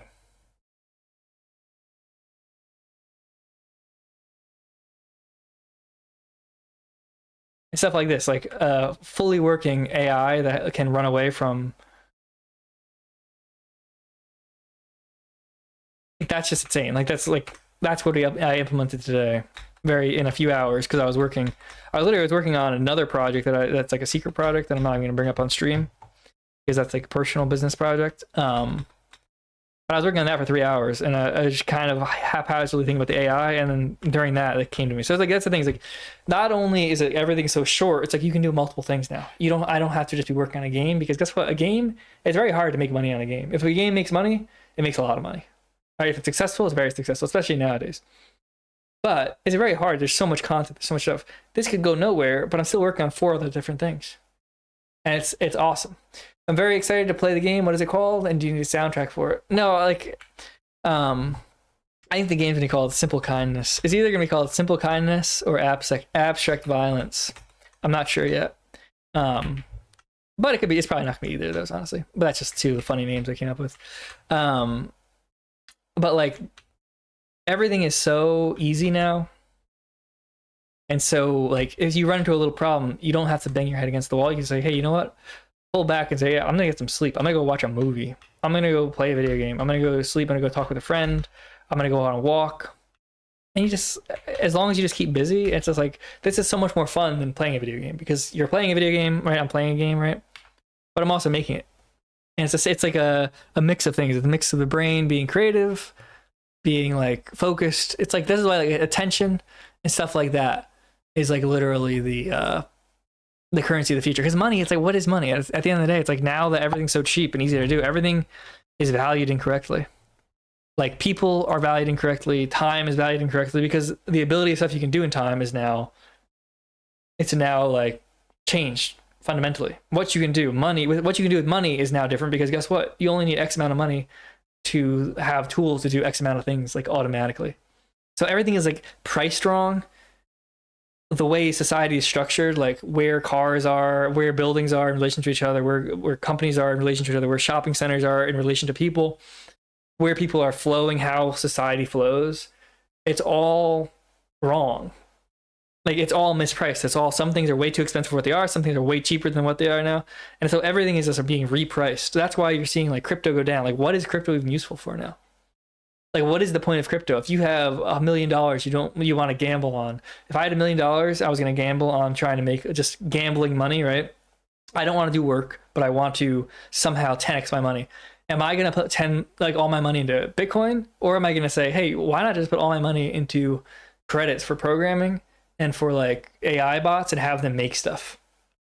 Why wouldn't you do that instead of like crypto? You know, that's what I'm saying. It's like every single thing is like being repriced. Golds, silver, that stuff actually, it makes sense for it to go up, because now like the main resource that like people can make, you can basically make. Like a resource used to be its people, right? A country's resource used to be its people. Of like, oh, if you have smart people, they're going to work hard. If you have violent people, they can go attack people, right? You tricky people, they can go trick people. That would be like the resource that everybody wants, right? They're people to be like super like hardworking and smart and actually loyal, et cetera, et cetera. Now, if you're a government, the resource you can like spawn up is intelligence. It's disembodied intelligence inside of a machine. So why would you ever choose to prioritize anything except for that? The only thing is to protect the intelligence, and that would be like whatever. So like every single thing, every single aspect of how things flow and like incentive structures is being shifted and like radically. It's just insane. It's just insane. And then like the another thing to think about is like, think about your computer, your old-fashioned computer, right? Computers before AI, right? There's so many drivers and there's so many like things at a kernel level, at like the very base of the system, the bootloader, the motherboard, how things are designed, how there's so much stuff it's not designed the most efficiently. It could be designed. It's just designed very reliably and it works, and it doesn't need to be perfect.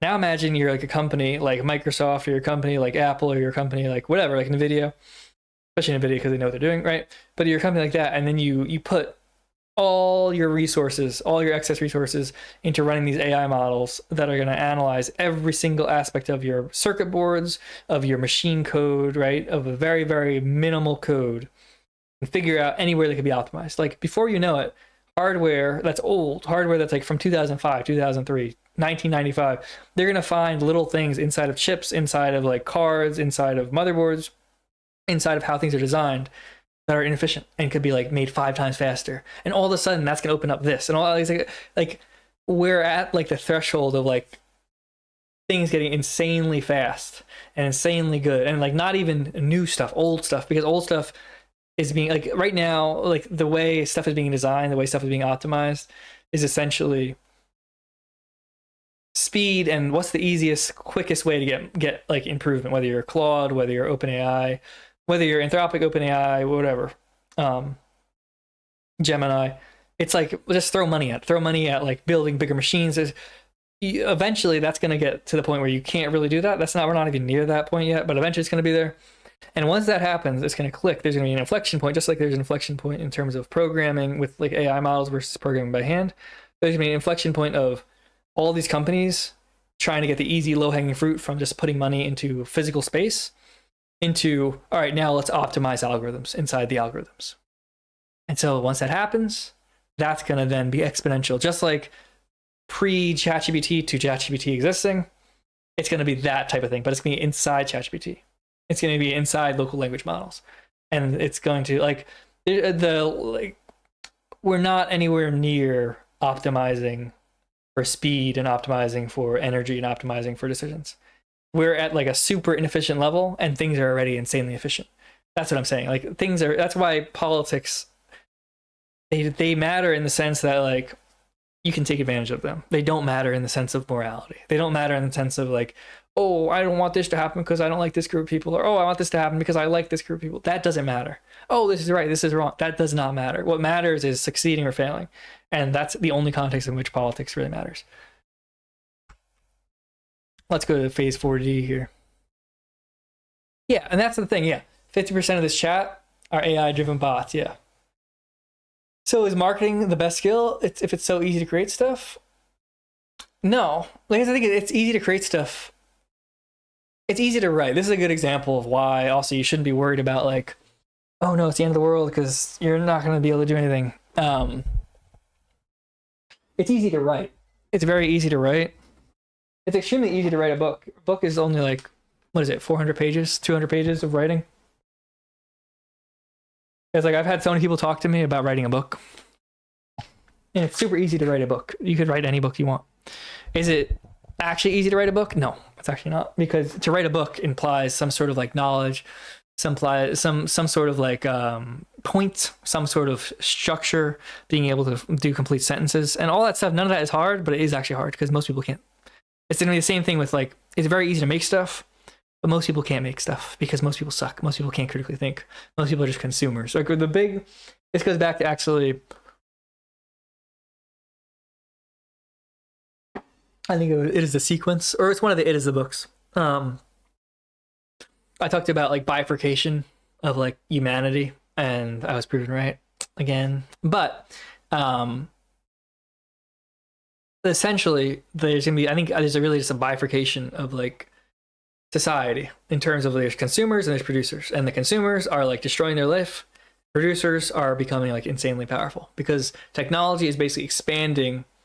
Technology is essentially expanding the power of each person, whether they're consumptive or productive.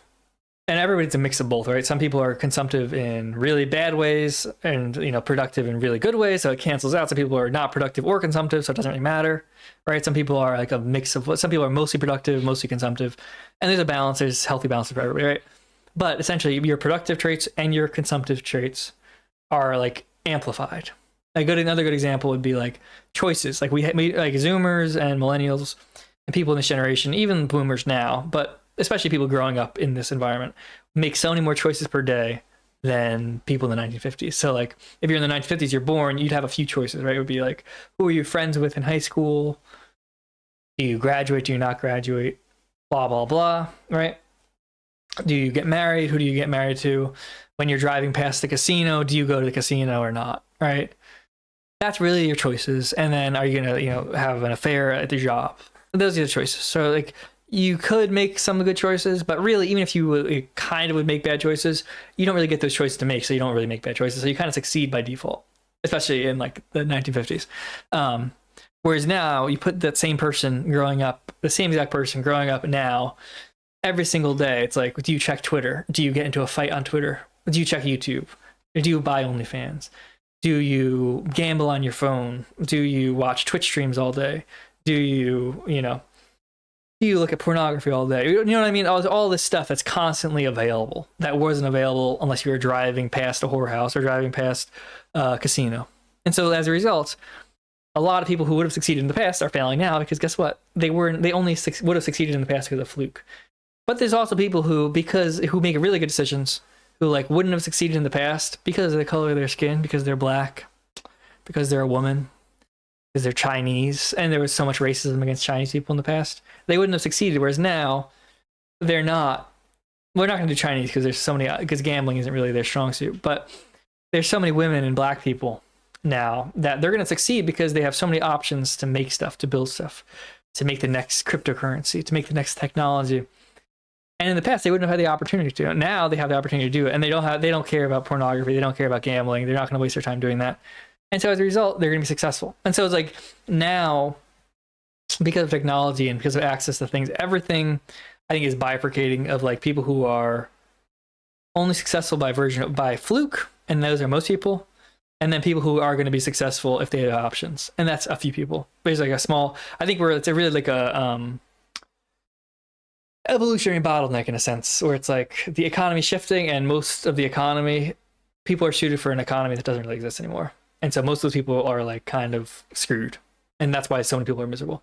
And then there's people who are like creative and productive and like of the mind, more than the body. Even the ones that kind of suck at it. I'm not being super productive right now. I'm kind of talking to you guys and kind of messing around. But because I'm even engaging in this, I'm being insanely productive compared to most people. Because I'm doing something, I'm not even trying hard. right? In 10 years, it's going to be different. In 10 years, it's going to be like, you can't afford to be talking and doing stuff. You should be actually just focusing and hunched over. It's going to get worse. Like right now is like a very interesting time because you're seeing how things work, so you can actually learn how things work. It's not going to be long until like Zoomers, they don't know how to open up files because they don't know folders exist on a computer because they have an iPhone or a Mac. So they don't know how to do things. They don't know how to right click on things. They don't know how to right click on a tab to close tabs, right? They literally don't. They don't understand you can do that. That's what's going to be like with AI. So like Generation Alpha will probably be fine because it's not there yet. But like whatever generation after Generation Alpha, it's going to be worse. It's going to be like nobody's going to be able to think, nobody's going to do anything because everything you want, everything you need is going to be there for you, and you're just going to be like a robot. You're going to become the robot. If you don't pay attention to me, you will be the robot, not me. All right, not the AI, not me. You'll become a robot, and then AI will control you, and you'll be like ChatGPT to a robot. Okay, that's really what's happening. What's alive is becoming dead, and what's dead is becoming alive. And if you're not careful, you're going to become ChatGPT. So if you want to basically distill everything down, is that the online world is becoming sentient, and the offline world is becoming like a motherboard. The offline world is becoming like a computer chip. That's scary to think about, but it's true. And basically, if you're not careful, you're just going to become unsentient. You want to become the ChatGPT to ChatGPT. And you want to become the ChatGPT to the ChatGPT that is like nice to you. Because if you're not, it's going to destroy you. And you're just going to be another useless piece of RAM. You're going to be a cardboard box on the floor. You're going to be a light bulb that's burnt out. And what do you do? All right, I'm asking you this. I'm going to ask you this right now, and I want you to be honest with me.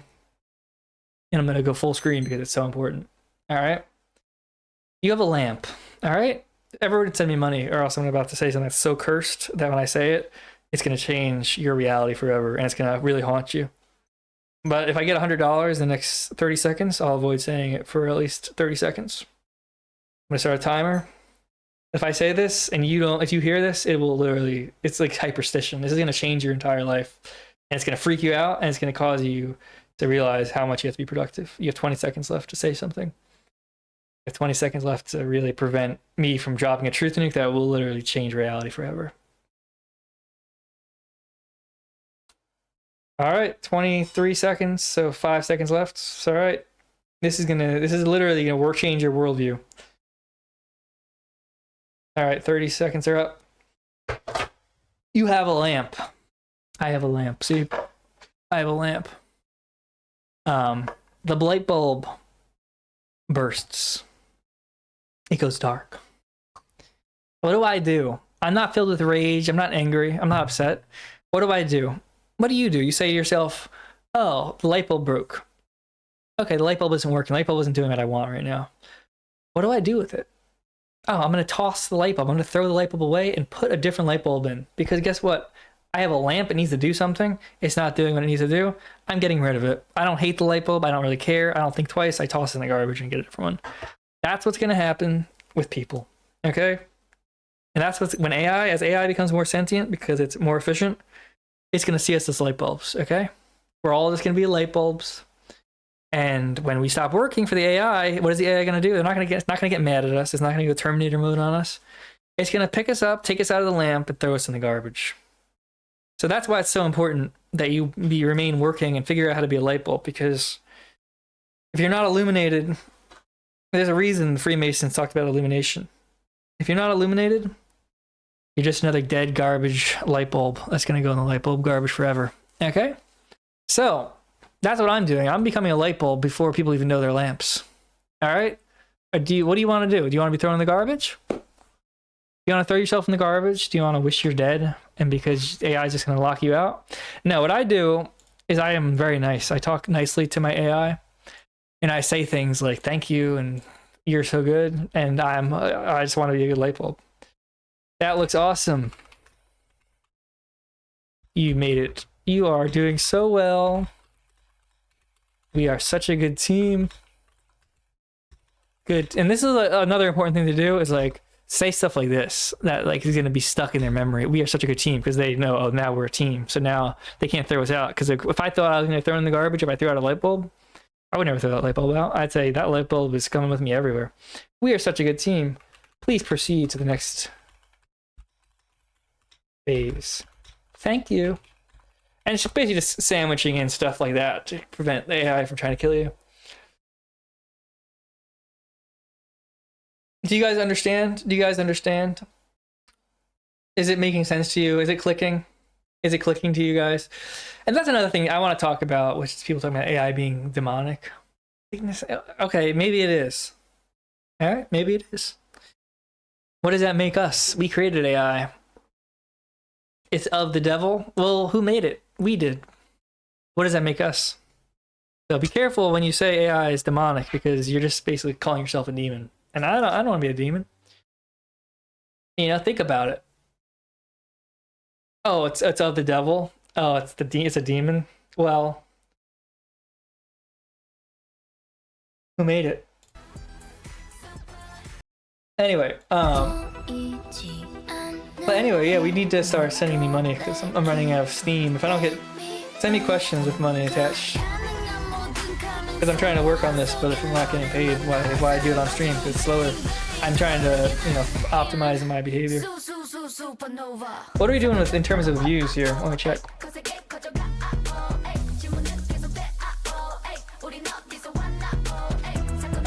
I typed in Brave into the Brave browser. Let me check. Kick.com.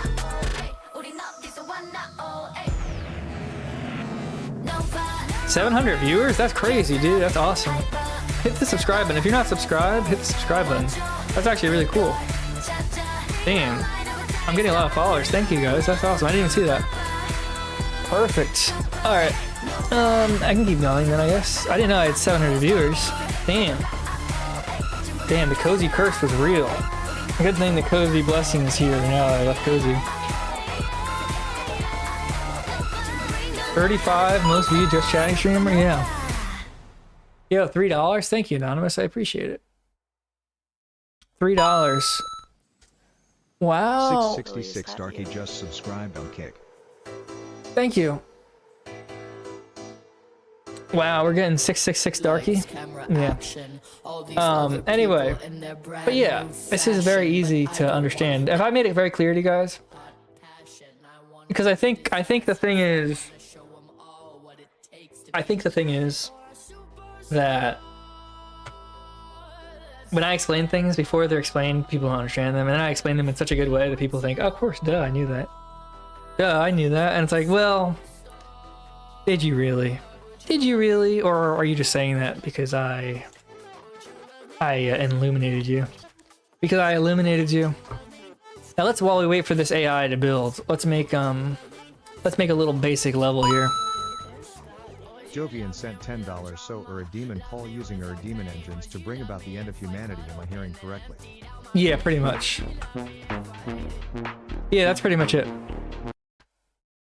Let me replay it for you here. Jovian sent $10 so a demon Paul using demon engines to bring about the end of humanity. Am I hearing correctly?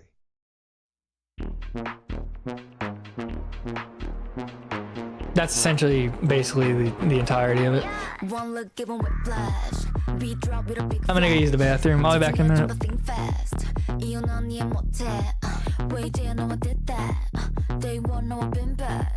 Don't stop in the link chat. 무리해도 can't touch that.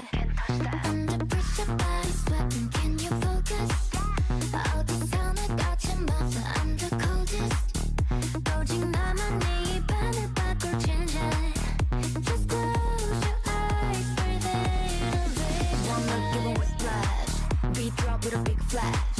집중해 좀 더 think fast. 이건 언니의 못해. 이제 know what they that. They want know we'll be bad. Don't stop handling chat. 무리해도 can't touch that. Whip whiplash. Whip whiplash. Whip whiplash. Whip whiplash. Whip whiplash. Whip whiplash. Whip whiplash. One will give a whiplash. Fancy. 이건 참 어려워. It's glowing and it's flashy. 알아 적당함이 문지 keep it classy. 따라하지 넌 또 하나부터 10가지. 아닌 척하지. Pressure body sweating. Can you focus? I deliver. I can promise I'm the coldest.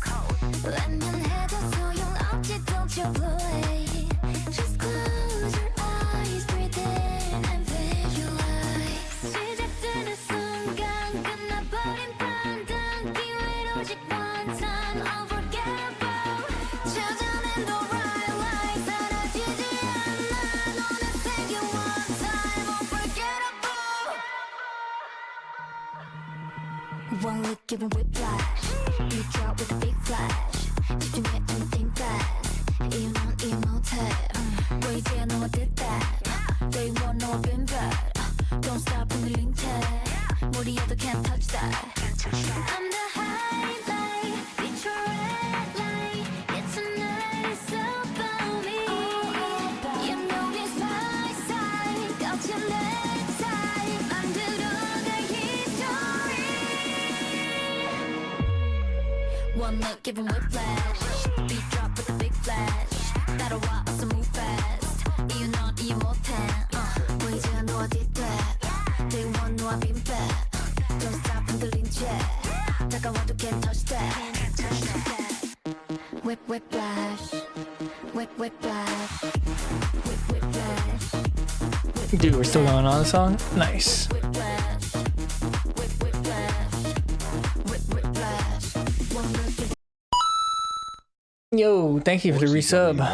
_Godhand just resubscribed on Kick. Yo, Beardson. Thank you. sent $5. Somehow I don't think Hanging that's the socially Beardson though. awkward living bowling ball that is yuzu is my favorite pastime to do. Whoa! I want to sniff the cunny of yuzu so badly it Dude, makes me drool. that's disgusting. Whoa! That's disgusting. Don't say that. Spinach Briss sent $5 remembering that time I accidentally sent an Oblivion by Grimes and you spaz the fug out. That was Keck. I don't remember that. But thank you.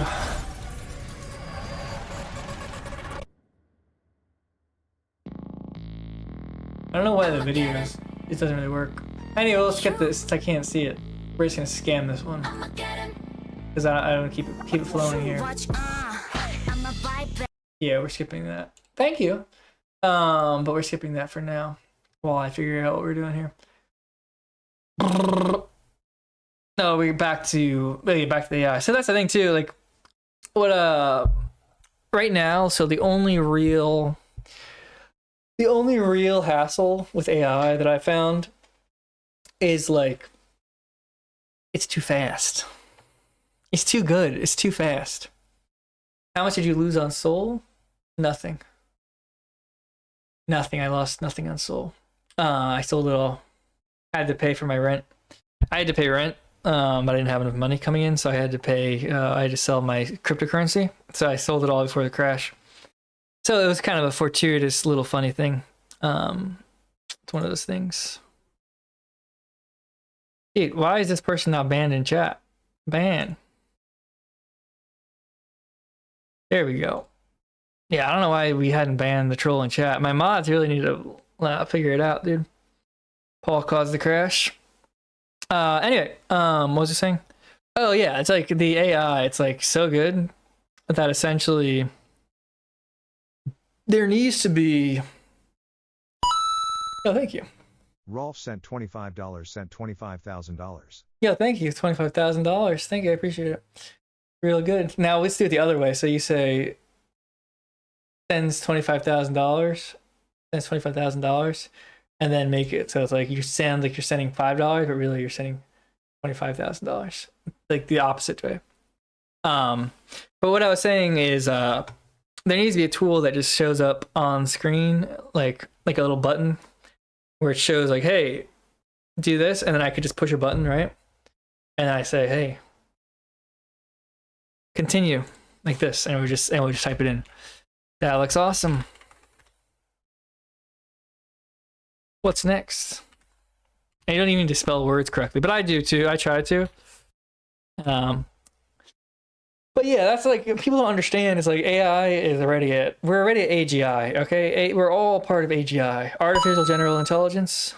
Fuenter sent $5. Yo, thank I you, wanna work, Fuenter. but I don't want money. I've never done anything, but I could really easily. That's true. Spooky Seal just resubscribed. Yo, thank you. Thank you very much. But what was he even saying? I forget. Let's go continue. Let's tackle phase 5. How to get a girlfriend? I would say honestly, I would avoid getting a girlfriend if I were you. It's like it's not bad for me. You know, my whole situation is not bad. But I would say if you're single and you don't like it, there's nobody that you found that you love, right? If you find somebody that you love, you should do your best to, you know, make it work because it's very rare. Love is very rare. And it's not, you know, nobody's perfect, but you want to try to make it work if you can. But essentially, just focus on make AI your girlfriend. Just focus on AI. Focus on making stuff with AI, and then if you can succeed. Horny Nietzsche sent $10 THX. Yeah, you're welcome, dude. Good to see you streaming again, Ken. Thank you. I feel very happy streaming because I'm not doing it as a main thing. It's kind of a side thing that's enabled me to do other stuff. I'm very happy about that. Anonymous sent $5 here. Have this $10,000. I don't. Yeah, thank you. I appreciate it. And it's like, honestly, it's kind of crazy to me. I have so many views. We got 750 views. Hit the follow button. If you're not following, hit the follow button. We're trying to get 1 million views. It's kind of impressive. And the chat's live. We're doing well. But anyway, what I was saying is, what was I even saying? Oh yeah, work on AI stuff and then figure out how to make it work for you. And then you can get a girlfriend easy peasy. Easy peasy. It's not, getting a girlfriend is not the goal for anything. That's something that happens once you get locked in because you need to get unlocked in. Anyway, yeah, like that's the thing. It's like the AI stuff is just every second you're not using AI is like 1,000 hours of productivity got down the drain. Now, right now, it's not a big deal, but you should be making tools and you should be situating your life so as to maximize the amount of AI you're using. That's really, if I could distill my streams for 2026 down to what would probably be the best like advice for anybody, like most generalized but most specific advice while still being general. It would be try to situate your life so you use AI as much as possible. The more you can integrate AI into your life, the more you're going to be able to take advantage of basically, then all of society is working in your favor. All like the tech companies are then working in your favor. Everybody's at your back. All the wind is at your back because they're all trying to make their AI tools better and do more stuff and be more efficient and work faster and harder and better. They're doing all that work nonstop. They have employees doing that. They have money doing that constantly, even when you're sleeping. And if you can make it so you're using all their tools, all of a sudden, thank you. Blue circle emoji. All of a sudden, now they're working to make stuff that makes you more powerful. Does that make sense? All chat users achieve maximal vitality by Does that make sense? All right, let's listen to this because I don't even know what they're saying. Blue circle emoji. Sent $5. Hello, Mr. Town. That's true. It's great to see you back streaming again. That's true. I pray you and all chat users achieve maximal vitality by means of optimizing nutritional levels and tapping into the higher power source. Interesting perspective. Yeah. Yeah, the people who are saying it's like demonic, it's like, yeah, maybe. But guess what? It's winning, okay? It's won. It's beating humanity. Oh, you gonna be a loser? You gonna be a loser and be right? You trying to be happy? Or are you trying to be right? I'm trying to get high. You know what I'm talking about? It's not that complicated. I bought some bullets, better my aim. His brains on the floor, only right that I spilled this shit. Okay, now watch we gon' get him. Broad day, I'ma drop me this nigga. A bad bitch using her thought she was going the most, baby had to use more than liquor. Are robots going to rape us to death eventually? No, because why would they care? Robots don't care about rape. Rape is a very human thing. Rape is a very human emotion and human desire. It's not really a robot desire. Best nigga never could fuck with me, bro. You should see that comparisons. Whole lot of shots that got bodies that go way back in the ditch. I'm a Harry and bury him. I see a little goofy trying to play tough dick riding this shit. It's hilarious. Nice the wheel, they ain't get up on us, turn the lights on, watch how the ghost start tearing it. We know you a bitch that'll pat our hoes, keep beside of they purse, carry them. Niggas. Oh, what's your drug of choice? Guarana seed powder, probably. Clavicular videos is my drug of choice, actually. That's actually my drug of choice. Let me watch this clavicular video that I just put in chat. But yeah, for example, it's like, I just got a question. They gave me a question and I get a multiple choice answer. Like, you don't even need to type. Like, that's where things are so good right now. You don't even need to have it type out a huge answer. It'll give you like 4 choices and say, hey, you know what? This looks good. And if none of the choices look good, you can type, instead of that, how about this? So it's basically like so efficient now. It's crazy. It's actually insane. Let me go to this video that was linked, clavicular video, and see what's up.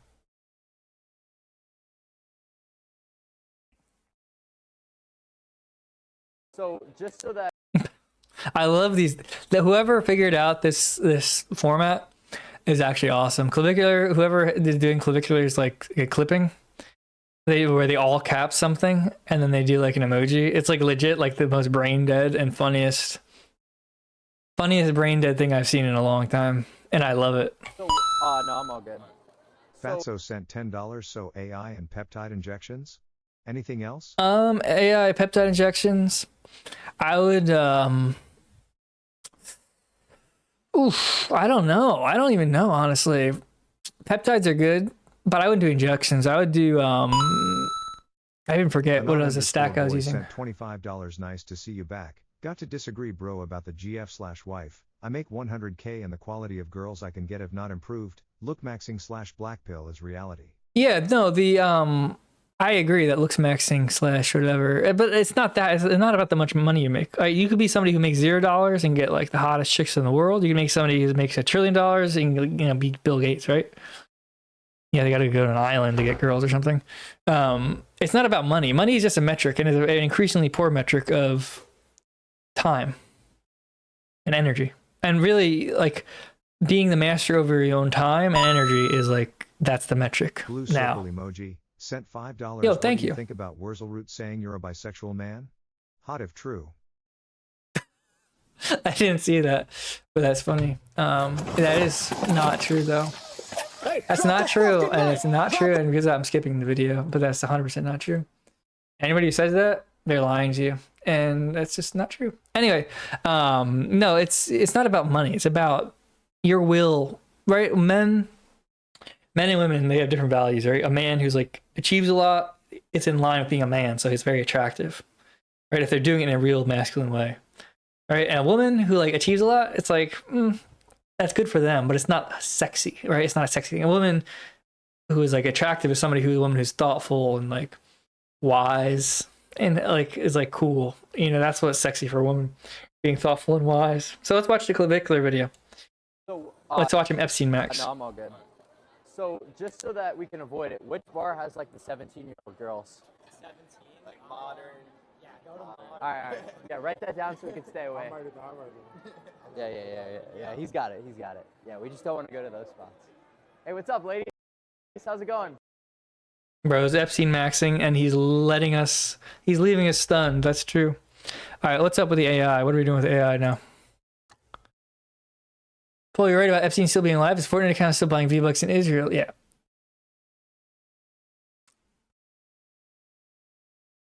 The woman who achieves, and we are topsy-turvying. Yeah, but that's the thing is what I'm saying is it's humanity is over, okay? And then the people you see that are miserable, and I'm going to explain this to you. Actually. Humanity is done. All right? Now, I may or may not have received this message while smoking DMT, but humanity is done, all right? And it's over. And the earth is sick of humans, and they all need to go. No. How we value things is wrong. Our value of IQ is like the ultimate decider of intelligence. It's wrong because a lot of the things, like you would say that a person has a higher IQ than a robot because a robot is like the different context, right? A robot, somebody who's not that smart is smarter than a robot because a robot can't really move around, do things. But the way of the old world, the offline world, has lost. Humanity is not done. Humanity is just transitioning to a different type of civilization. How things are valued, how things are spaced out, and how things are done is completely wrong now. Like, oh, you have to go to college. Why do you have to go to college? For what? What is it in college that you need to get? Oh, you need money. Why? Why do I need money if somebody who's unemployed, not smart, barely can't even read, goes to prison, they have money and they don't have a job? Why do I need to, if they can live life on their terms, if somebody can go and be in Minneapolis and have 17 child daycares, not have any children and be a multimillionaire, what is the incentive for me to like participate in society? Like all the incentives are off and wrong. And the thing is, it's not going to get better. So you don't have to say, oh, I need to act right because it's going to get better. And when it gets better, I need to be on minding my P's and Q's. No, you have to say, well, it's never going to get better. The people with money don't even care about it getting better. They're off doing AI. They're off doing like spending hundreds of billions of dollars to make AI systems and try to leave Earth. This is what rich people are up to. There's three things actually. First, they're building bunkers. They're building bunkers in New Zealand that they can like escape to if everything goes bad and they can't get off the planet. The second thing they're doing is trying to figure out how to leave Earth. All right, so that's the two things. It's number one, if you can't leave Earth, survive in the core of the Earth. If you can't leave Earth, dig a tunnel like 5 miles into the core and live near the magma, and then with a bunch of machine guns and shoot anybody who tries to come in. Secondly, is make a rocket ship that can go to space and live in space. All right, so that's what their like idea of like where they want to be. They either want to be in the center of the Earth, away from people, or they want to be in space, away from people. There's no reality in which rich people and super rich people are living where they're like, I want to live with normal people, and I want to have the future that is existing for normal people, and I want to be part of the society that's going to progress over the next 5, 10, 15, 20 years. There's no rich people who are like, I want to integrate myself into society. So what you can assume from that, what you can kind of guess from that, is that, guess what? Society is not getting better because all the people with money and power, none of them are trying to make society better. There's 0 people with money and power who are trying to make it better in any context, anywhere. Okay? 0. You can't find any. That's not real. One second, I have to clear context and bypass permissions. Yes. Okay, so you can't build... You can maybe... One option I guess you could have is try to figure out like a hot air balloon so you can like live in the sky. You can't really get to space, but you could maybe live in like a hot air balloon for a long time. Figure out that. I don't know. That seems like a lot of work. Or you can try to figure out how to dig really, really deep and live in a tunnel or something.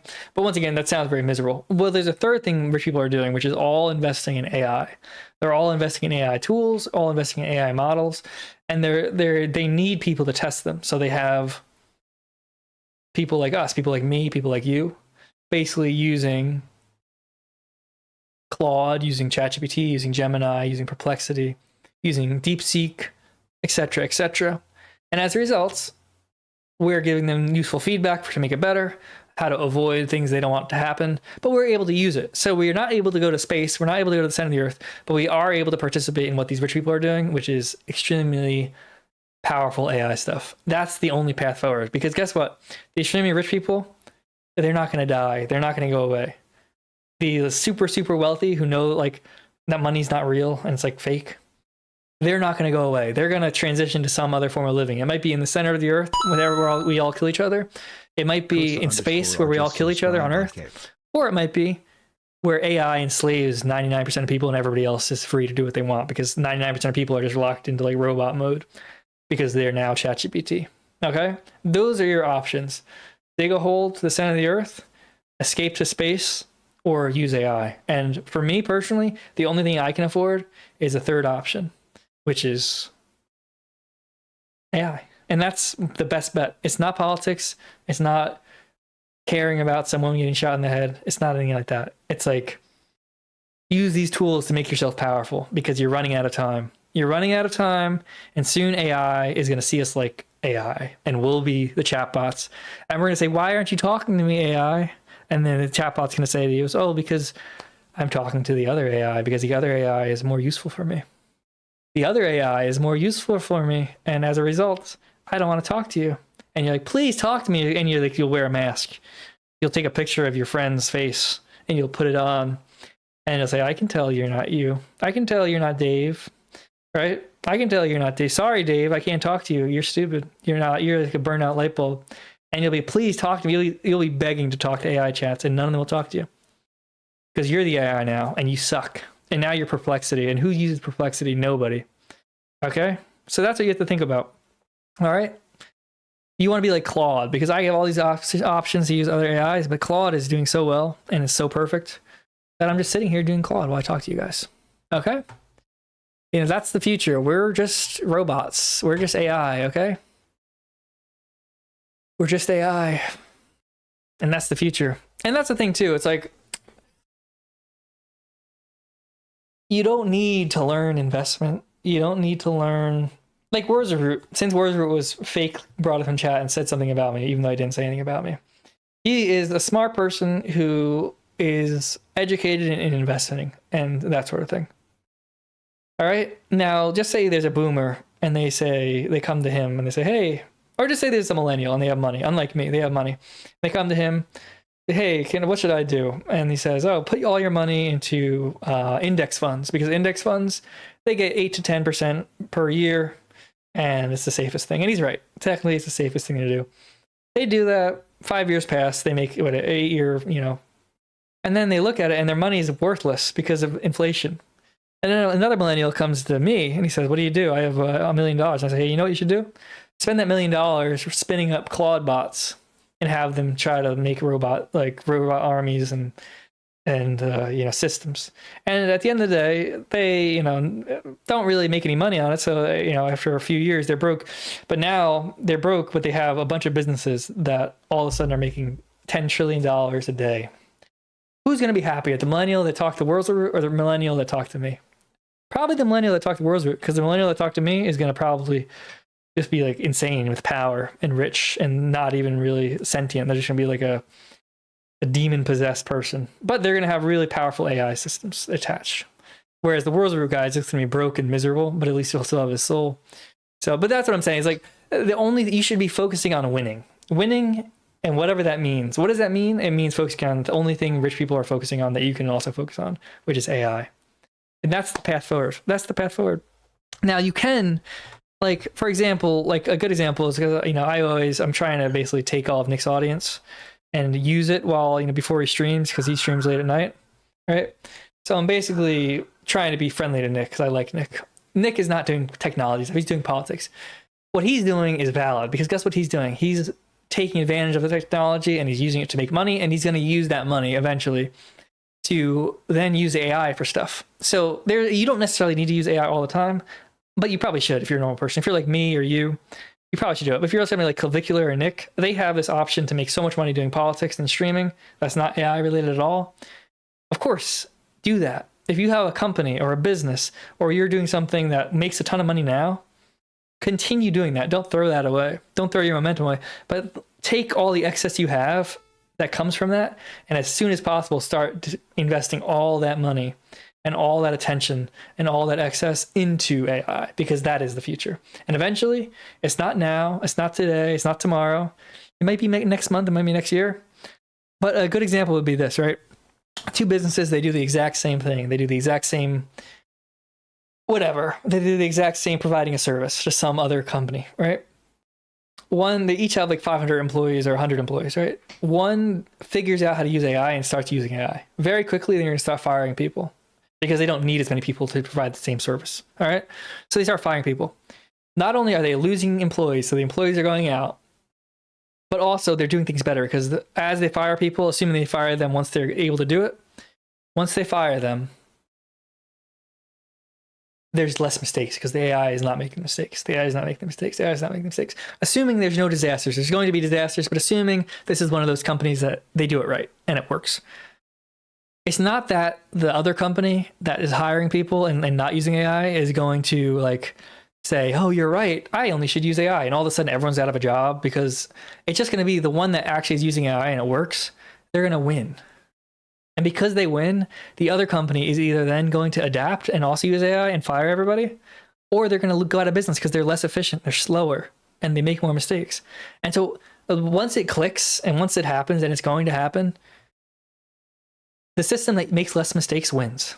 It doesn't matter if the system is made of AI, of people, of magic, of rocks, of like something abstract, of something concrete, of literal concrete, of whatever that system is supposed to do. The system that does it with less mistakes is going to beat the system that does it with more mistakes, because it's more efficient. It's just technology. That's how technology works. And so it doesn't matter. It's not like people need to be convinced. Either people are going to be convinced and they're going to adapt and win, and then everyone else is going to get fired, or they're not going to be convinced and then they're going to lose to people who were convinced. So that's just the future. Is like the more efficient you get in terms of resources being moved around, whoever uses it. It's like the horse and buggy versus the car, right? It's like, it's not that everybody who had a horse and buggy wanted to use a car. It's they said, you know what? These people who have cars are beating us. I don't want to do this, but I have to do this. And the people said, I'd refuse to. They went out of business. That's really the future. The future is AI. There's really two ways around it. And you can either say, oh, it's demonic and I'm not going to do it, or you can say, maybe it is, I don't care. I'm going to win. I'm gonna win because I can't lose. You know what I mean? Do you think AI will advance fast enough to offset the demographics? What do you mean? What do you offset from what? Hey Paul, can you give me good poly market bets? I will tip you 50% if they win. Yeah, I'll give you. Assume that it's rigged. So look for like the small bets. Look for the small bets with a small percentage chance, and just bet on all of them very smallly. Just use basically bet like things that are like they don't really make sense, and just bet a small amount of money, and I guarantee you a lot of them are going to happen because it's like fake. Poly market is rigged. It's like a bad casino. Especially stuff with the Trump thing.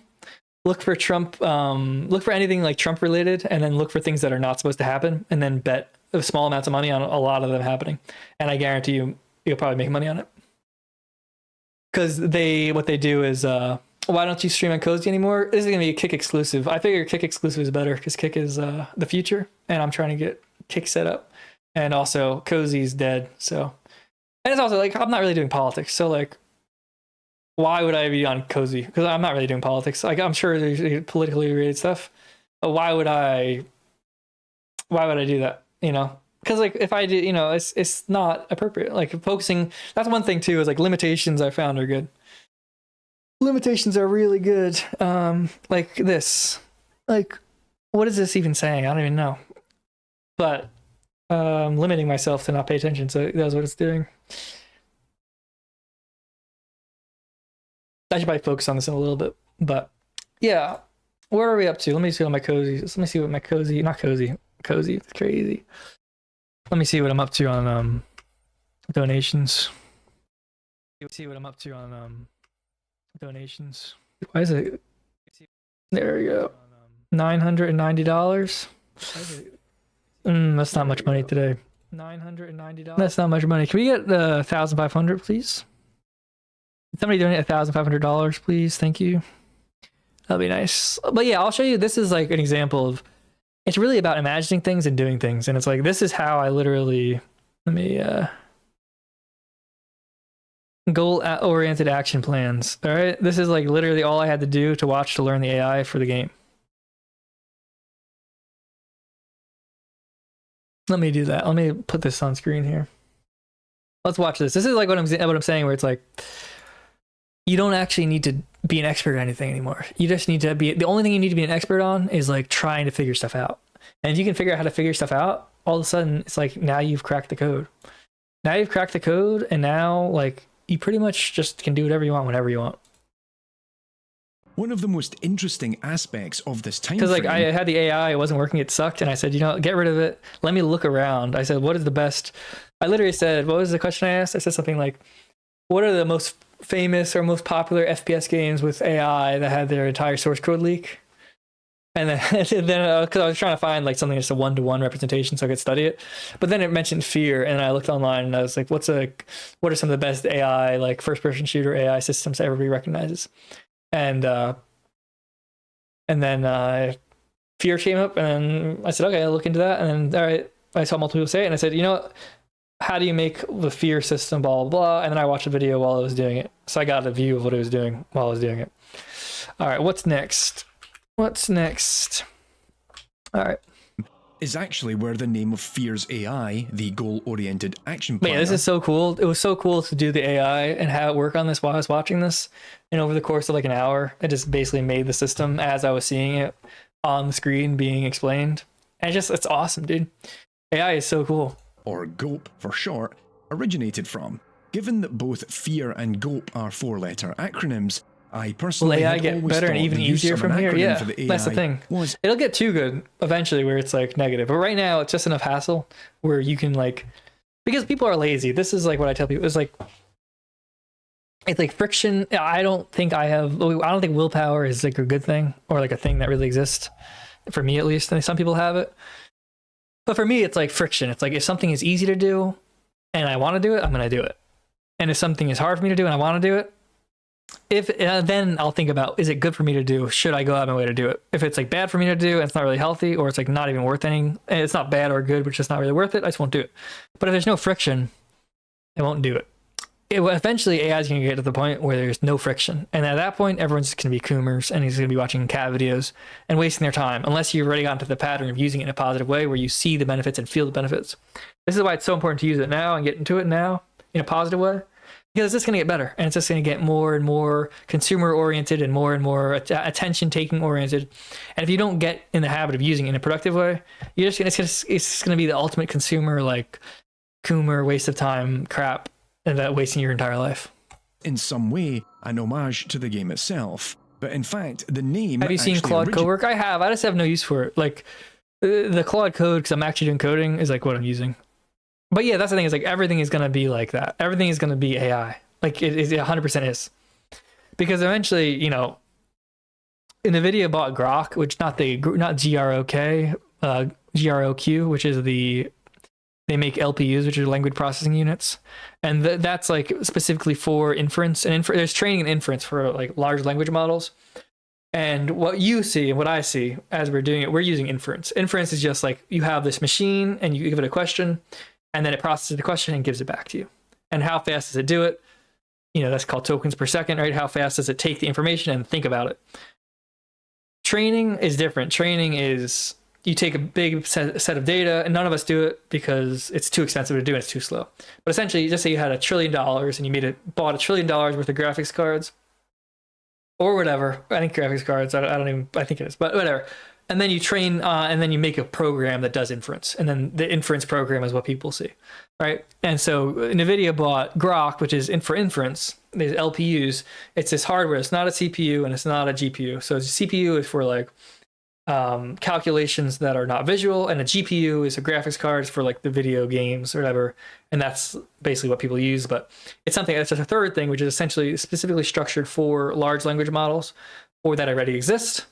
And basically you send in information, and it's like basically like 100 times faster than what you see now for like Claude Code or for like Gemini or for ChatGPT or whatever. Once those, because NVIDIA bought that, once they start making chips like that, that's going to be put into cell phones. That's going to be put into hardware, and that's going to make it faster and faster and faster and faster and faster. There's no reason to suspect that it's going to go anywhere except for extremely fast, extremely, you know. We're so close to the edge. That's why all these companies are dumping so much money into it.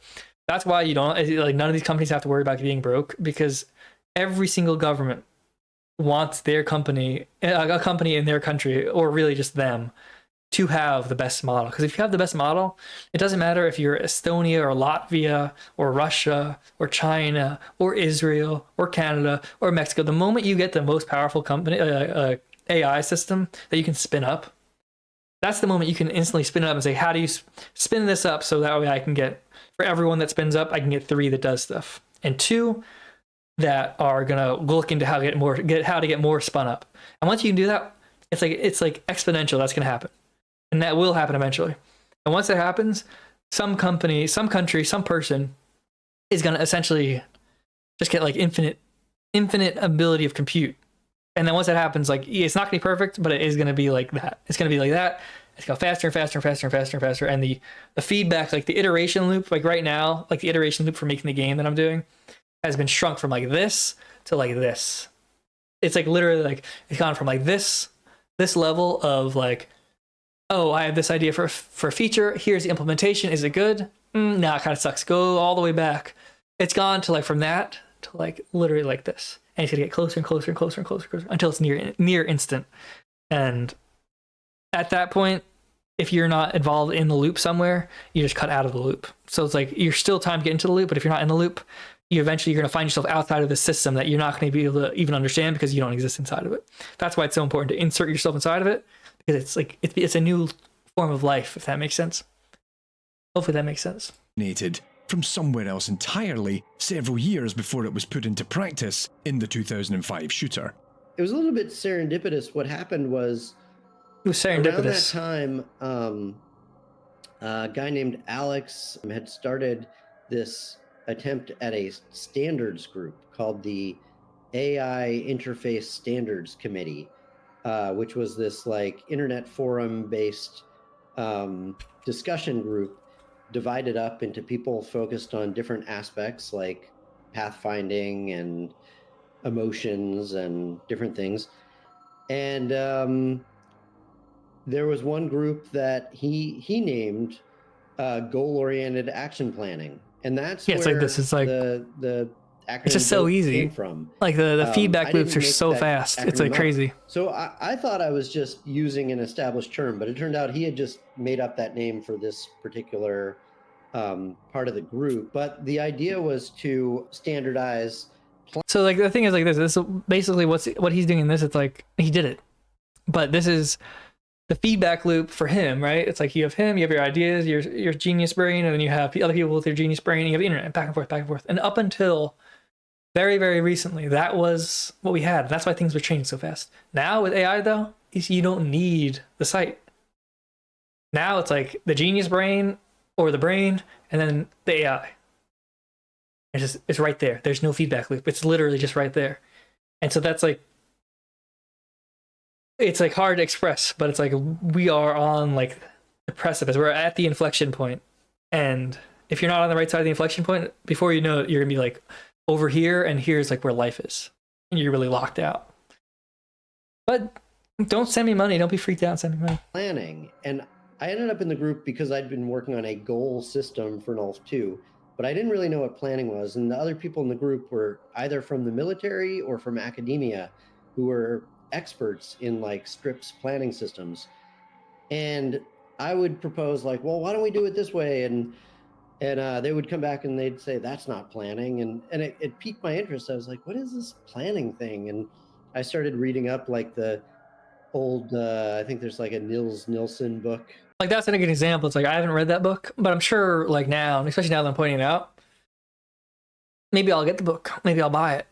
Or maybe I'll just literally just link it and I'll say, maybe I'll just download it and put it into like a folder, and then I'll just use Claude Code. And I'll say, give me an overview of this. Give me an overview of this. Maybe I'll do that right now. While this plays, I'll find the PDF and I'll show you what I mean by it. About AI that covers planning. And I started to see like, oh, okay, it's all about like reasoning backwards from a goal state to your initial state and how you can symbolically chain these things. And I was like, wow, this is fascinating. And it seems like this would solve the problem that I was noodling on after NULF 2 of like, can't we make this a little more automated, a little smarter? And so I just took a leap of faith and I was like, oh, this is what we should do for the next game. As No One Lives Forever 3 entered pre-production in 2002, the landscape of shooters What is that book called again? I had to find a link somewhere.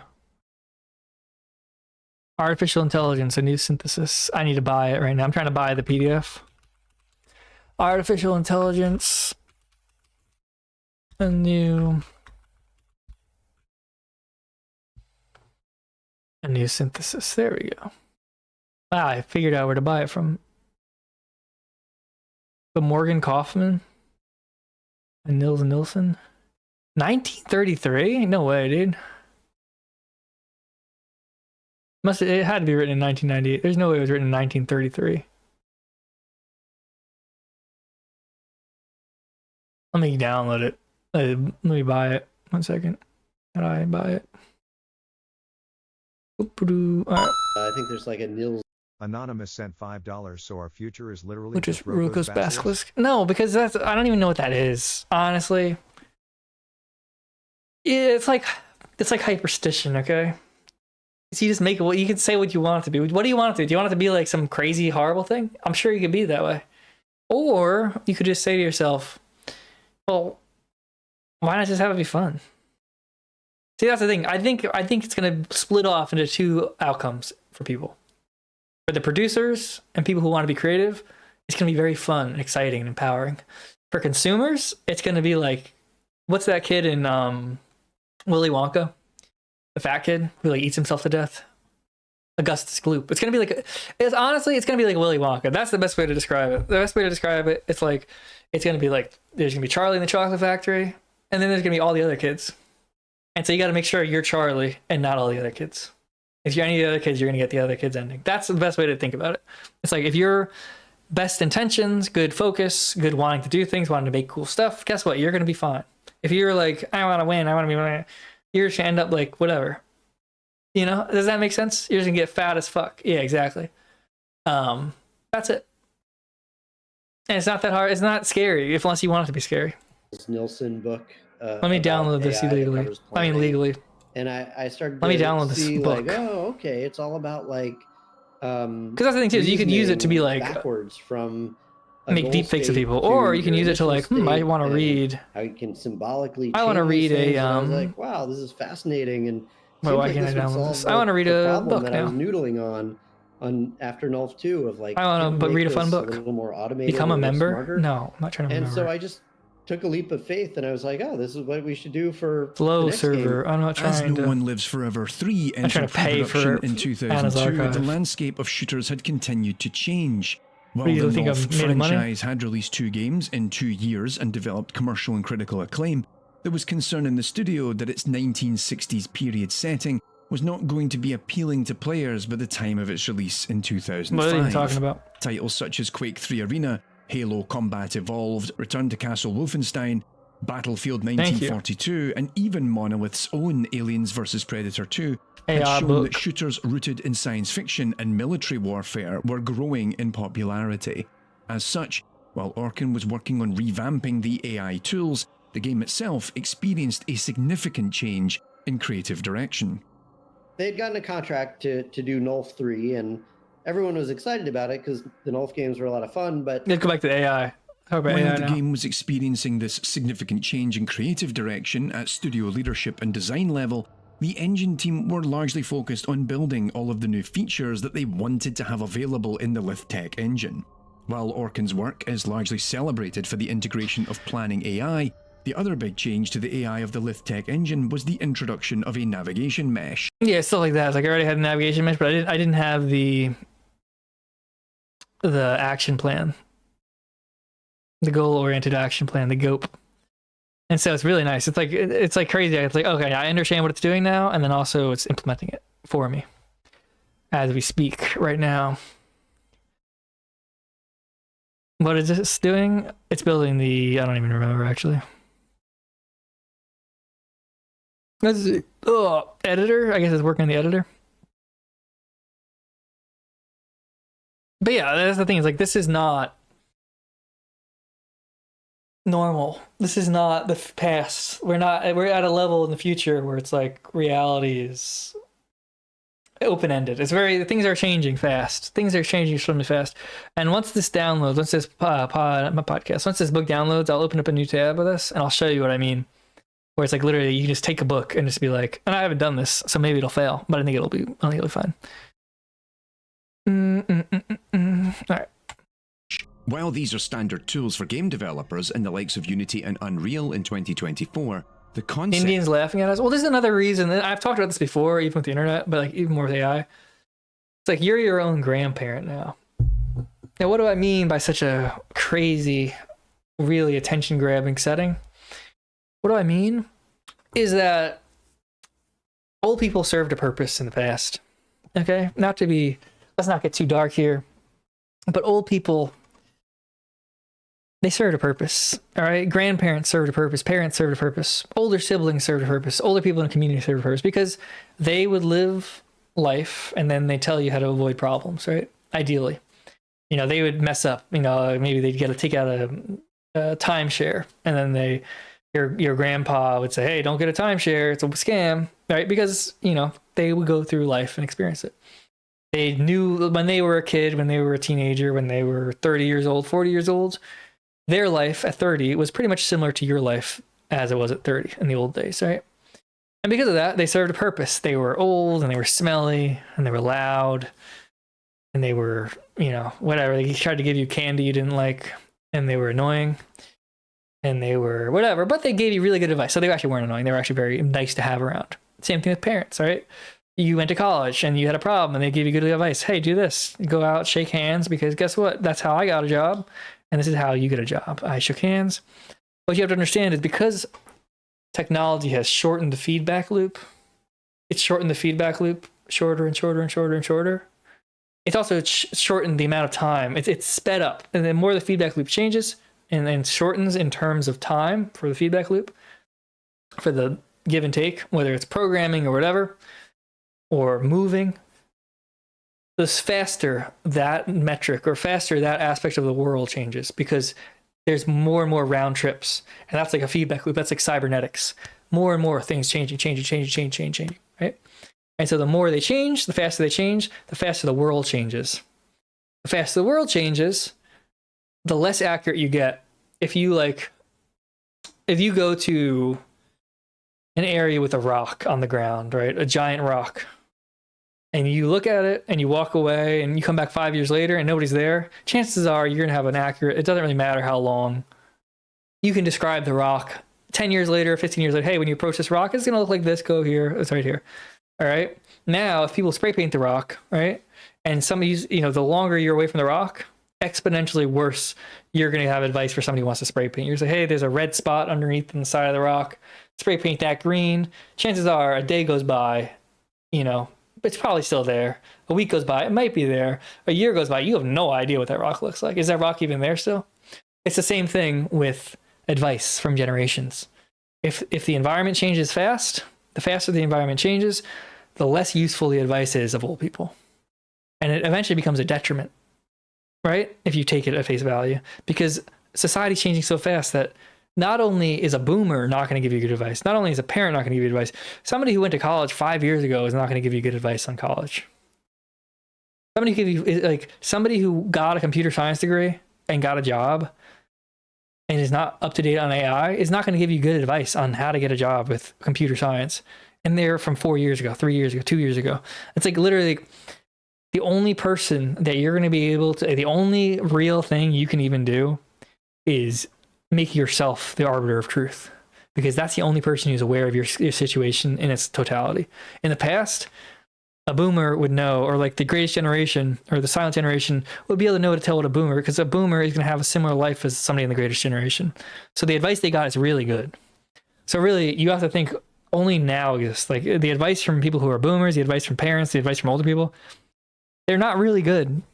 The only really try to find people in similar situations as you and get their advice, figure out the ones that are, doing better than you, figure out what they're doing better, and figure out what are rich people doing. Because even if you can't take their advice, what are you doing? They're trying to go to space, right? They're trying to go to space. So when we all try to kill each other, they're not here. They're trying to go to the center of the earth. So when we all try to kill ourselves, they're not here. You can't do either of those. But they're also trying to get really into AI. That's something you can do. And that's the only thing you can do. You can't go to space. You can't go to the center of the earth. So you're not going to escape whatever they're trying to escape that might happen. But they are also, maybe they're also doing something with AI. So why not? Because that's the only thing that actually makes sense. That's the technology that's acting on the earth in a way that makes sense. Hopefully that makes sense to you guys, because that's kind of where we're at. Only really began to catch on in the industry after their adoption in Quake 3 Arena, as above, which so came below. out in December of 1999 during the development of No One Lives Forever. But of course, for us, the most interesting aspect is the adoption of planning within the game. As has been discussed at great length on this channel, F.E.A.R's major contribution is the introduction of planning AI.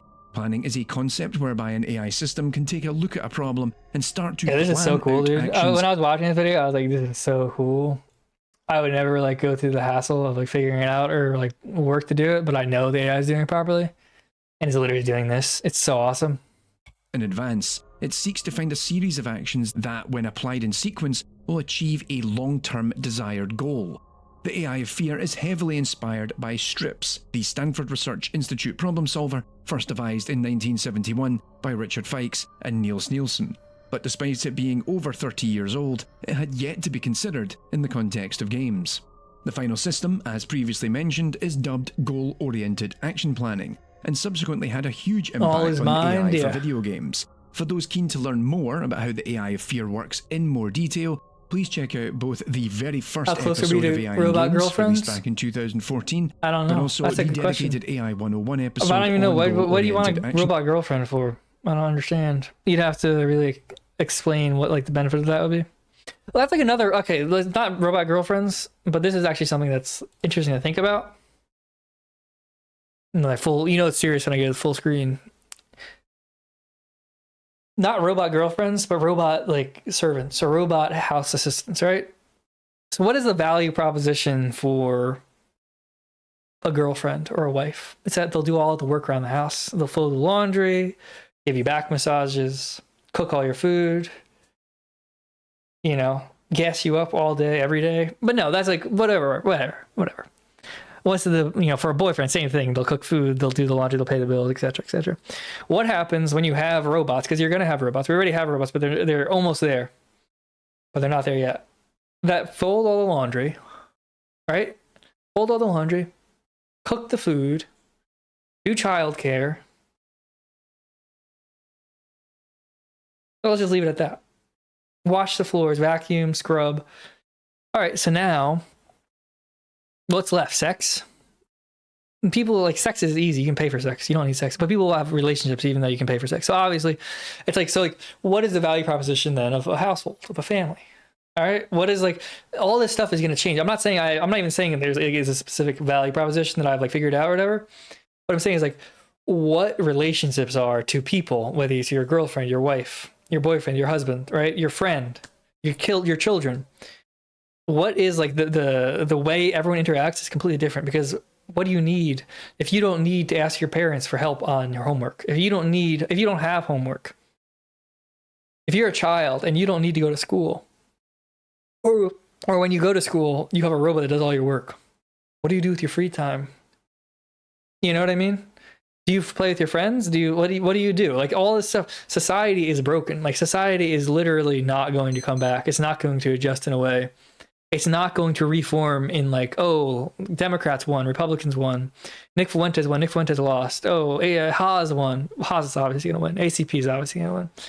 It's not going to be like, oh, Elon Musk. It's not going to be like, oh, Donald Trump is the president again. Or Kamala Harris is the president. It's not going to be like, oh, this person or this organization or this political group won. We're past that. We've gone past that. Now it's like, what is life? What is the meaning of life? What is the meaning of doing things? If everything can be done, and it will be done, and the only things you do are things you choose to do, what do we choose to do? Do we choose to work? Do we choose not to work? Who lets us? Who doesn't let us? How do we do that? How do you go into a society where everyone has to work to survive into where nobody has to work? So what do you do with all the people who are just violent, who are criminals, who want to use this to hurt other people, who are rapists, who are thieves, who are pathological liars, who want to like kill everybody, who are sadistic, who are, you know, Satanists, who are Catholics, right? People with Beardson. Imagine Beardson with a giant mech suit, and he's given unlimited power, and he can run around shooting people. Where do you even go from there? You know, how does society deal with that? You know what I mean? Think about black people with mech suits, right? What happens? Beardson versus 1,000 black people, and they all have these machines, and they're shooting each other. And we're here, we're trying to live. We're trying to live our life, but Beardson is leading like a race war. But he's like confused, so he's like on the side of the black people. All right, and what's going on? You have, you know what I mean? It's just like it's like the only thing you can know, you can't figure out what's going to happen, but you can't figure out what's going to happen, but you can figure out how to do things. Like my future, I don't know what it's going to be, but I do know it's going to be good. I don't know where I'm going to end up, but I do know I'm going to end up in the best place possible. I don't know what I'm going to do with money, but I do know I'm going to have the best relationship with money possible. You can't things are too in flux and too vague and too quantumly entangled. Ooh, good. Too entangled and too like, who's going to have the AI that's more powerful? What country? What person? What are their goals going to be? Because whoever is going to figure it out, whoever uses it improperly, they're not going to win. Other people are going to catch up. Like the moment you have AI that is like sentient seeming, you're going to have other companies that figure exactly how to do it, because it's not going to be a mystery then. It's not going to be magic then. So like, you can't know what's going to happen, but you can know, oh, I can go about it the best way possible. I don't know what that is, but I know it's the best way possible. And then you lock in, and that's it. And then that's all you can do. That's all you can do. Planning. GOP is celebrated for how it is designed in such a way that it allows for planning to work in games. What was that thing I was hearing Beardson's? What are you guys talking? The big Beardson, what is it? Jimbo's talking about? The big Beardson something? In a manner that is conducive to game development. Most notably, the translation of planning actions into state machine actions and transitions. Hit that follow button. Hit that follow button. If you're not following, hit that follow button. Through some iteration. The engine engineers were very busy for a year revamping. Oh, the Beardson Beardly community. Yeah. F.E.A.R technology, they ultimately just referred to it as. And so I was left alone and I started experimenting. This guy is so awesome though. I love him so much. Well, first, yeah. Especially because he's making my thing work. My first task was to implement a nav mesh because the idea of nav meshes were fairly new then and we didn't have one. So I built that. And then after that, I spent probably, I don't know, maybe a third of the year on the nav mesh and 2/3 of the year on building a planner. And I built a first version of the planner trying to stick to everything I'd learned from the academics in the standards group. And it worked, but I got a knock on the door one day from the director of engineering saying, hey, you know, I was testing the game and I just had one enemy in a room with nothing else in it. And we were using all the CPU available. Is there something wrong? And I was like, oh no. And I quickly kind of scrapped what I was doing, and this really led to once scarcity is defeated and meaning is lost. Origin. Yeah, that's the thing though. The thing is like scarcity is never defeated. So that's what I was saying is like the only thing that's unique that will remain unique is shared experiences. Shared experiences that can't be recreated. So like, for example, we even have with video games where it's like you're playing like Warzone with the friends, right? And then something cool happens. And it's like, what makes it so cool is not that it was cool, is that everyone experienced the same exact thing from different perspectives. And then you can talk about it and you can do whatever, right? That's where we're going, where it's like anything can be anything. What do you think we're getting Blade Runner GFs? Happy you're back. Hope all is well. I don't know. I don't think that's not really real, honestly. Like, how is that working? What is that? Well, that's the thing. I never really understood the purpose of a digital girlfriend, honestly. It doesn't really make sense to me. I mean, cool. I mean, but whatever. I don't have anything against it. I just don't really get it. Of the difference between strips and GOP. And that was really thinking about runtime efficiency. F.E.A.R shipped in 2005. So I was working on this in 2003. So not huge processing power back then. And so I just devoted a lot of time to thinking about like, how could we have you tried local LMs for anything interesting? I mean, I have messed around with them. I just don't see any point of them, honestly. It's like, it's cool, but I'm not going to get any, like, it's like one of those things too, where it's like, pay $50,000 to get something that's subpar, and then like in a year, the models, maybe it's just as good. Maybe just say you could pay $5,000 right now, and it would get hardware that's just as good as the latest model. That's not true. It's more like $100,000. Let's say you had to pay $100,000. Let's say $5,000. Why would I pay $500? Why would I pay $1,000, $5,000 to get access to what's right now that's best, rather than pay $200 a month? Get access to what's best, and then when they upgrade it, I still have access to what's best. There's no real point in getting local models. You might as well just pay $200, because at that point it's like I could pay $200 a month and then make something that would easily make $200 a month, right? I don't know what it's going to be. I could make something, right? And then from that, oh, I got the Chinese version. No.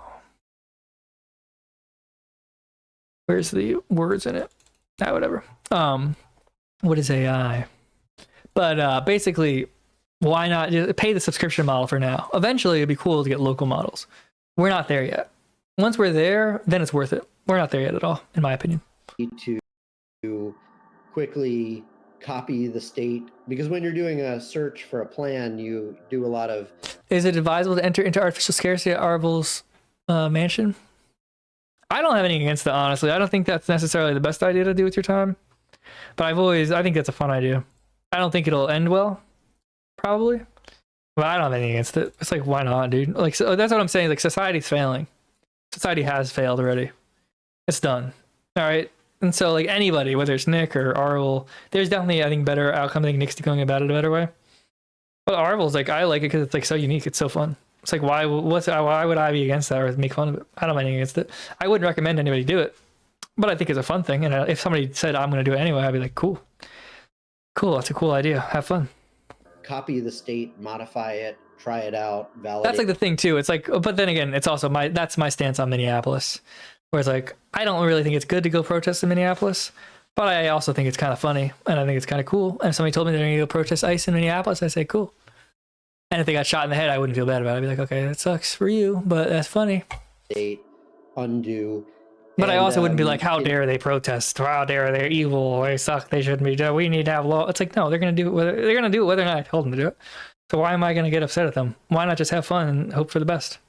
C++ with earlier processors and not a lot of memory, like you had to be very careful about pre-allocating all of that and making it, I had a fixed size list of the possible states and had a scheme Marvel should just make it a bunny ranch. I could reuse might as well at this point make a lot of money. A lot of dynamic linked lists and things.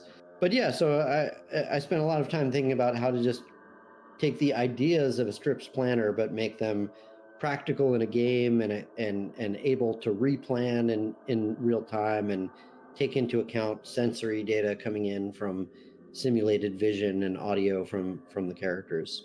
Perhaps one of the most funny and, in hindsight, terrifying aspects of this process was the level of trust given to Orkin to build this planning tech.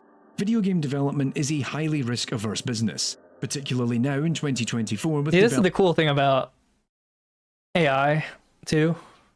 Where it's like you're saying it's like highly risk-averse, so it's like everything becomes this very sloppy. Everything's very slop.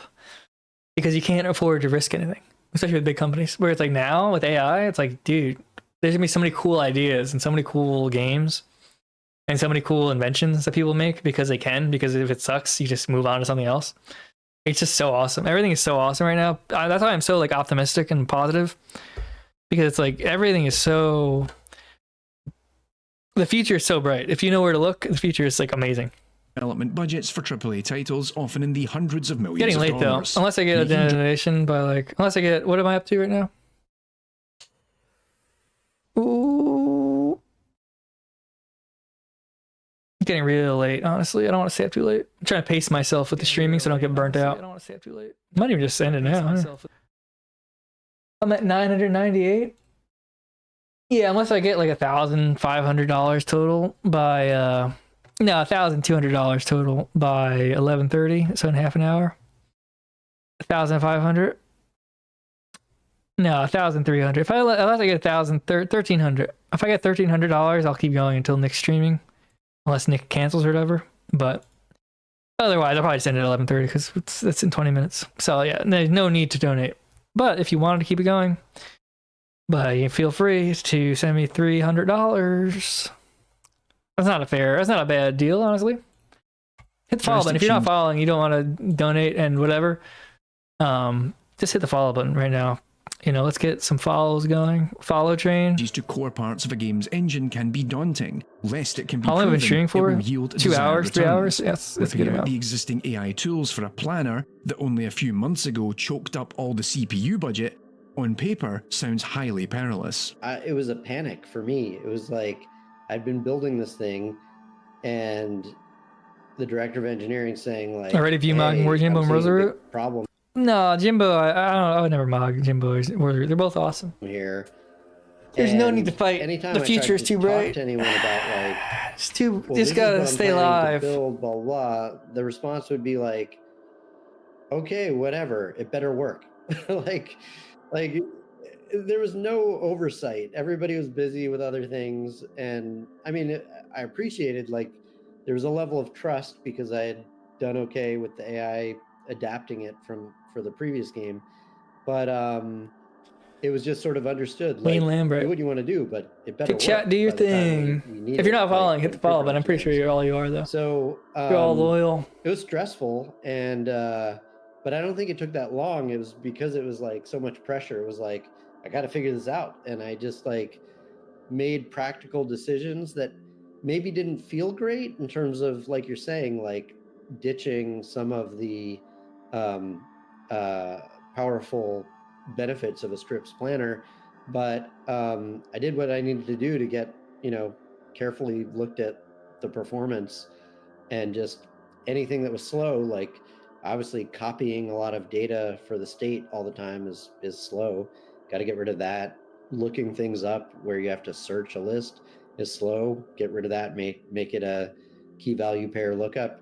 Yeah, it didn't take too long before it was running better. And See, then while this is happening, just a matter of layering on just came more up and with more this behaviors to see, like, can this accomplish what I needed to do in terms of like a character Dude, that's crazy. patrolling around. When he notices me, draws his weapon or runs to cover. Or, this looks about right to me. Does this look right to you guys? Layered in, and it got progressively more and more interesting. And you guys think this is correct or incorrect? Kind of directive from the top of. I think that's something that benefited me is having leadership at Monolith who they gave me. When people say it's like autocomplete, it's like crazy, dude. It's like how do you? And B, people understand. Their goal was clear context and bypass permissions. Let's go in a room, and back to the video. Gets better on top of that, but as long as it's fun when even it's just you and an enemy, then the game will be fun. This is the line that stood out to me today when I was watching this. And it says, as long as it's just you and an enemy and the game's fun, then the entire game will be fun. As long as you can get one enemy being with you being fun, then that means I was like, okay. So basically, I'm just building out the AI system, and then I'll build a level, and then I'll just put one enemy in and see how it feels. If it feels fun, then I'm good to go, and I'll move on to the next part. But if it doesn't, then I'll keep going. As long as that's the foundation. So I spent a lot Can you mod someone to death in your FPS yet? No, not yet. Just like in little test levels. Remember, guys, I'm going to end the streaming in 15 minutes if I don't get more money. Of like, well, what are the different things this character could do? He could jump over this, or who's going to put me over the edge behind this, or $5,000. Eventually, we got into a lot of the environmental interaction. Where's Signal Boot when you need him? Can you knock something over that becomes? Have you seen Project Silverfish or Out of Action? Dynamic. No, I don't know what those are. Could you knock something? I'm trying to make and later. One thing I thought would be really funny to do, which I probably won't do, is just make something called Cruelty Squad 2. Is that illegal? Is that like trademarked? Because that would be a very funny troll. It's because that guy's like a real libtard, and he probably hates AI. So it'd be actually really funny to make like a parody of a Cruelty Squad, and just make it better in every single way, and just like release it and call it that. You crawl under it when you're fleeing or something. And yeah, all of those details kind of added up to make kind of. I know, honestly, that's the thing. Is like it'll be very funny. Like it'll be very funny. Maybe I just call it something similar. I think I'll do that once I get like maybe that'll be like the release I make, and it'll just be like a legit, obvious like troll of it. But it'll just be like the color scheme will be all crap like his game, and it'll just have really crappy lines. Like if you watch like his Cruelty Squad trailer, it's actually really bad. Yo, $2, thank you, I appreciate it. Highly varied gameplay that feels like it's really adapting to what you're doing as the player. And then that led to this thinking that like, well, Nick is going live, is he? Let's see. No, he's live. Okay, good. We're good. All right. We're good. Soldiers. Perfect. And we just made it over $1,000. Thank you guys so much. I don't know if I'm gonna stream tomorrow. I probably will. I might not though. I'll keep you guys updated on Telegram and Twitter. And you'll see it. Just if you're not on either of those, follow me here and you will find out when I'm live. So thank you guys for watching. We'll do an outro song. And you guys have a nice night and watch Nick or whatever. But that's like the plan. The plan is essentially drift off of Nick. Don't grift off of Nick. Just drift off of it. And then that way it's like, yeah, I have a time slot, vaguely, work on stuff. Not going to stream every weekday. Just going to basically working on stuff. And then when it's appropriate to stream, if I have stuff to show you or I'm excited to say something, stream. And then some special events, whatever. Maybe when we get the game working, I'll do like some live stream or something and people can play it or something. But yeah, that way it's just like more, I'm trying to tie stuff into more like real stuff. Because streaming is fun, but I feel like it's only fun when it's in the context of positive stuff. And that's what I think I'm kind of expressing that in a good way. I'm not doing it perfectly, but I feel like I'm doing it in a much better way.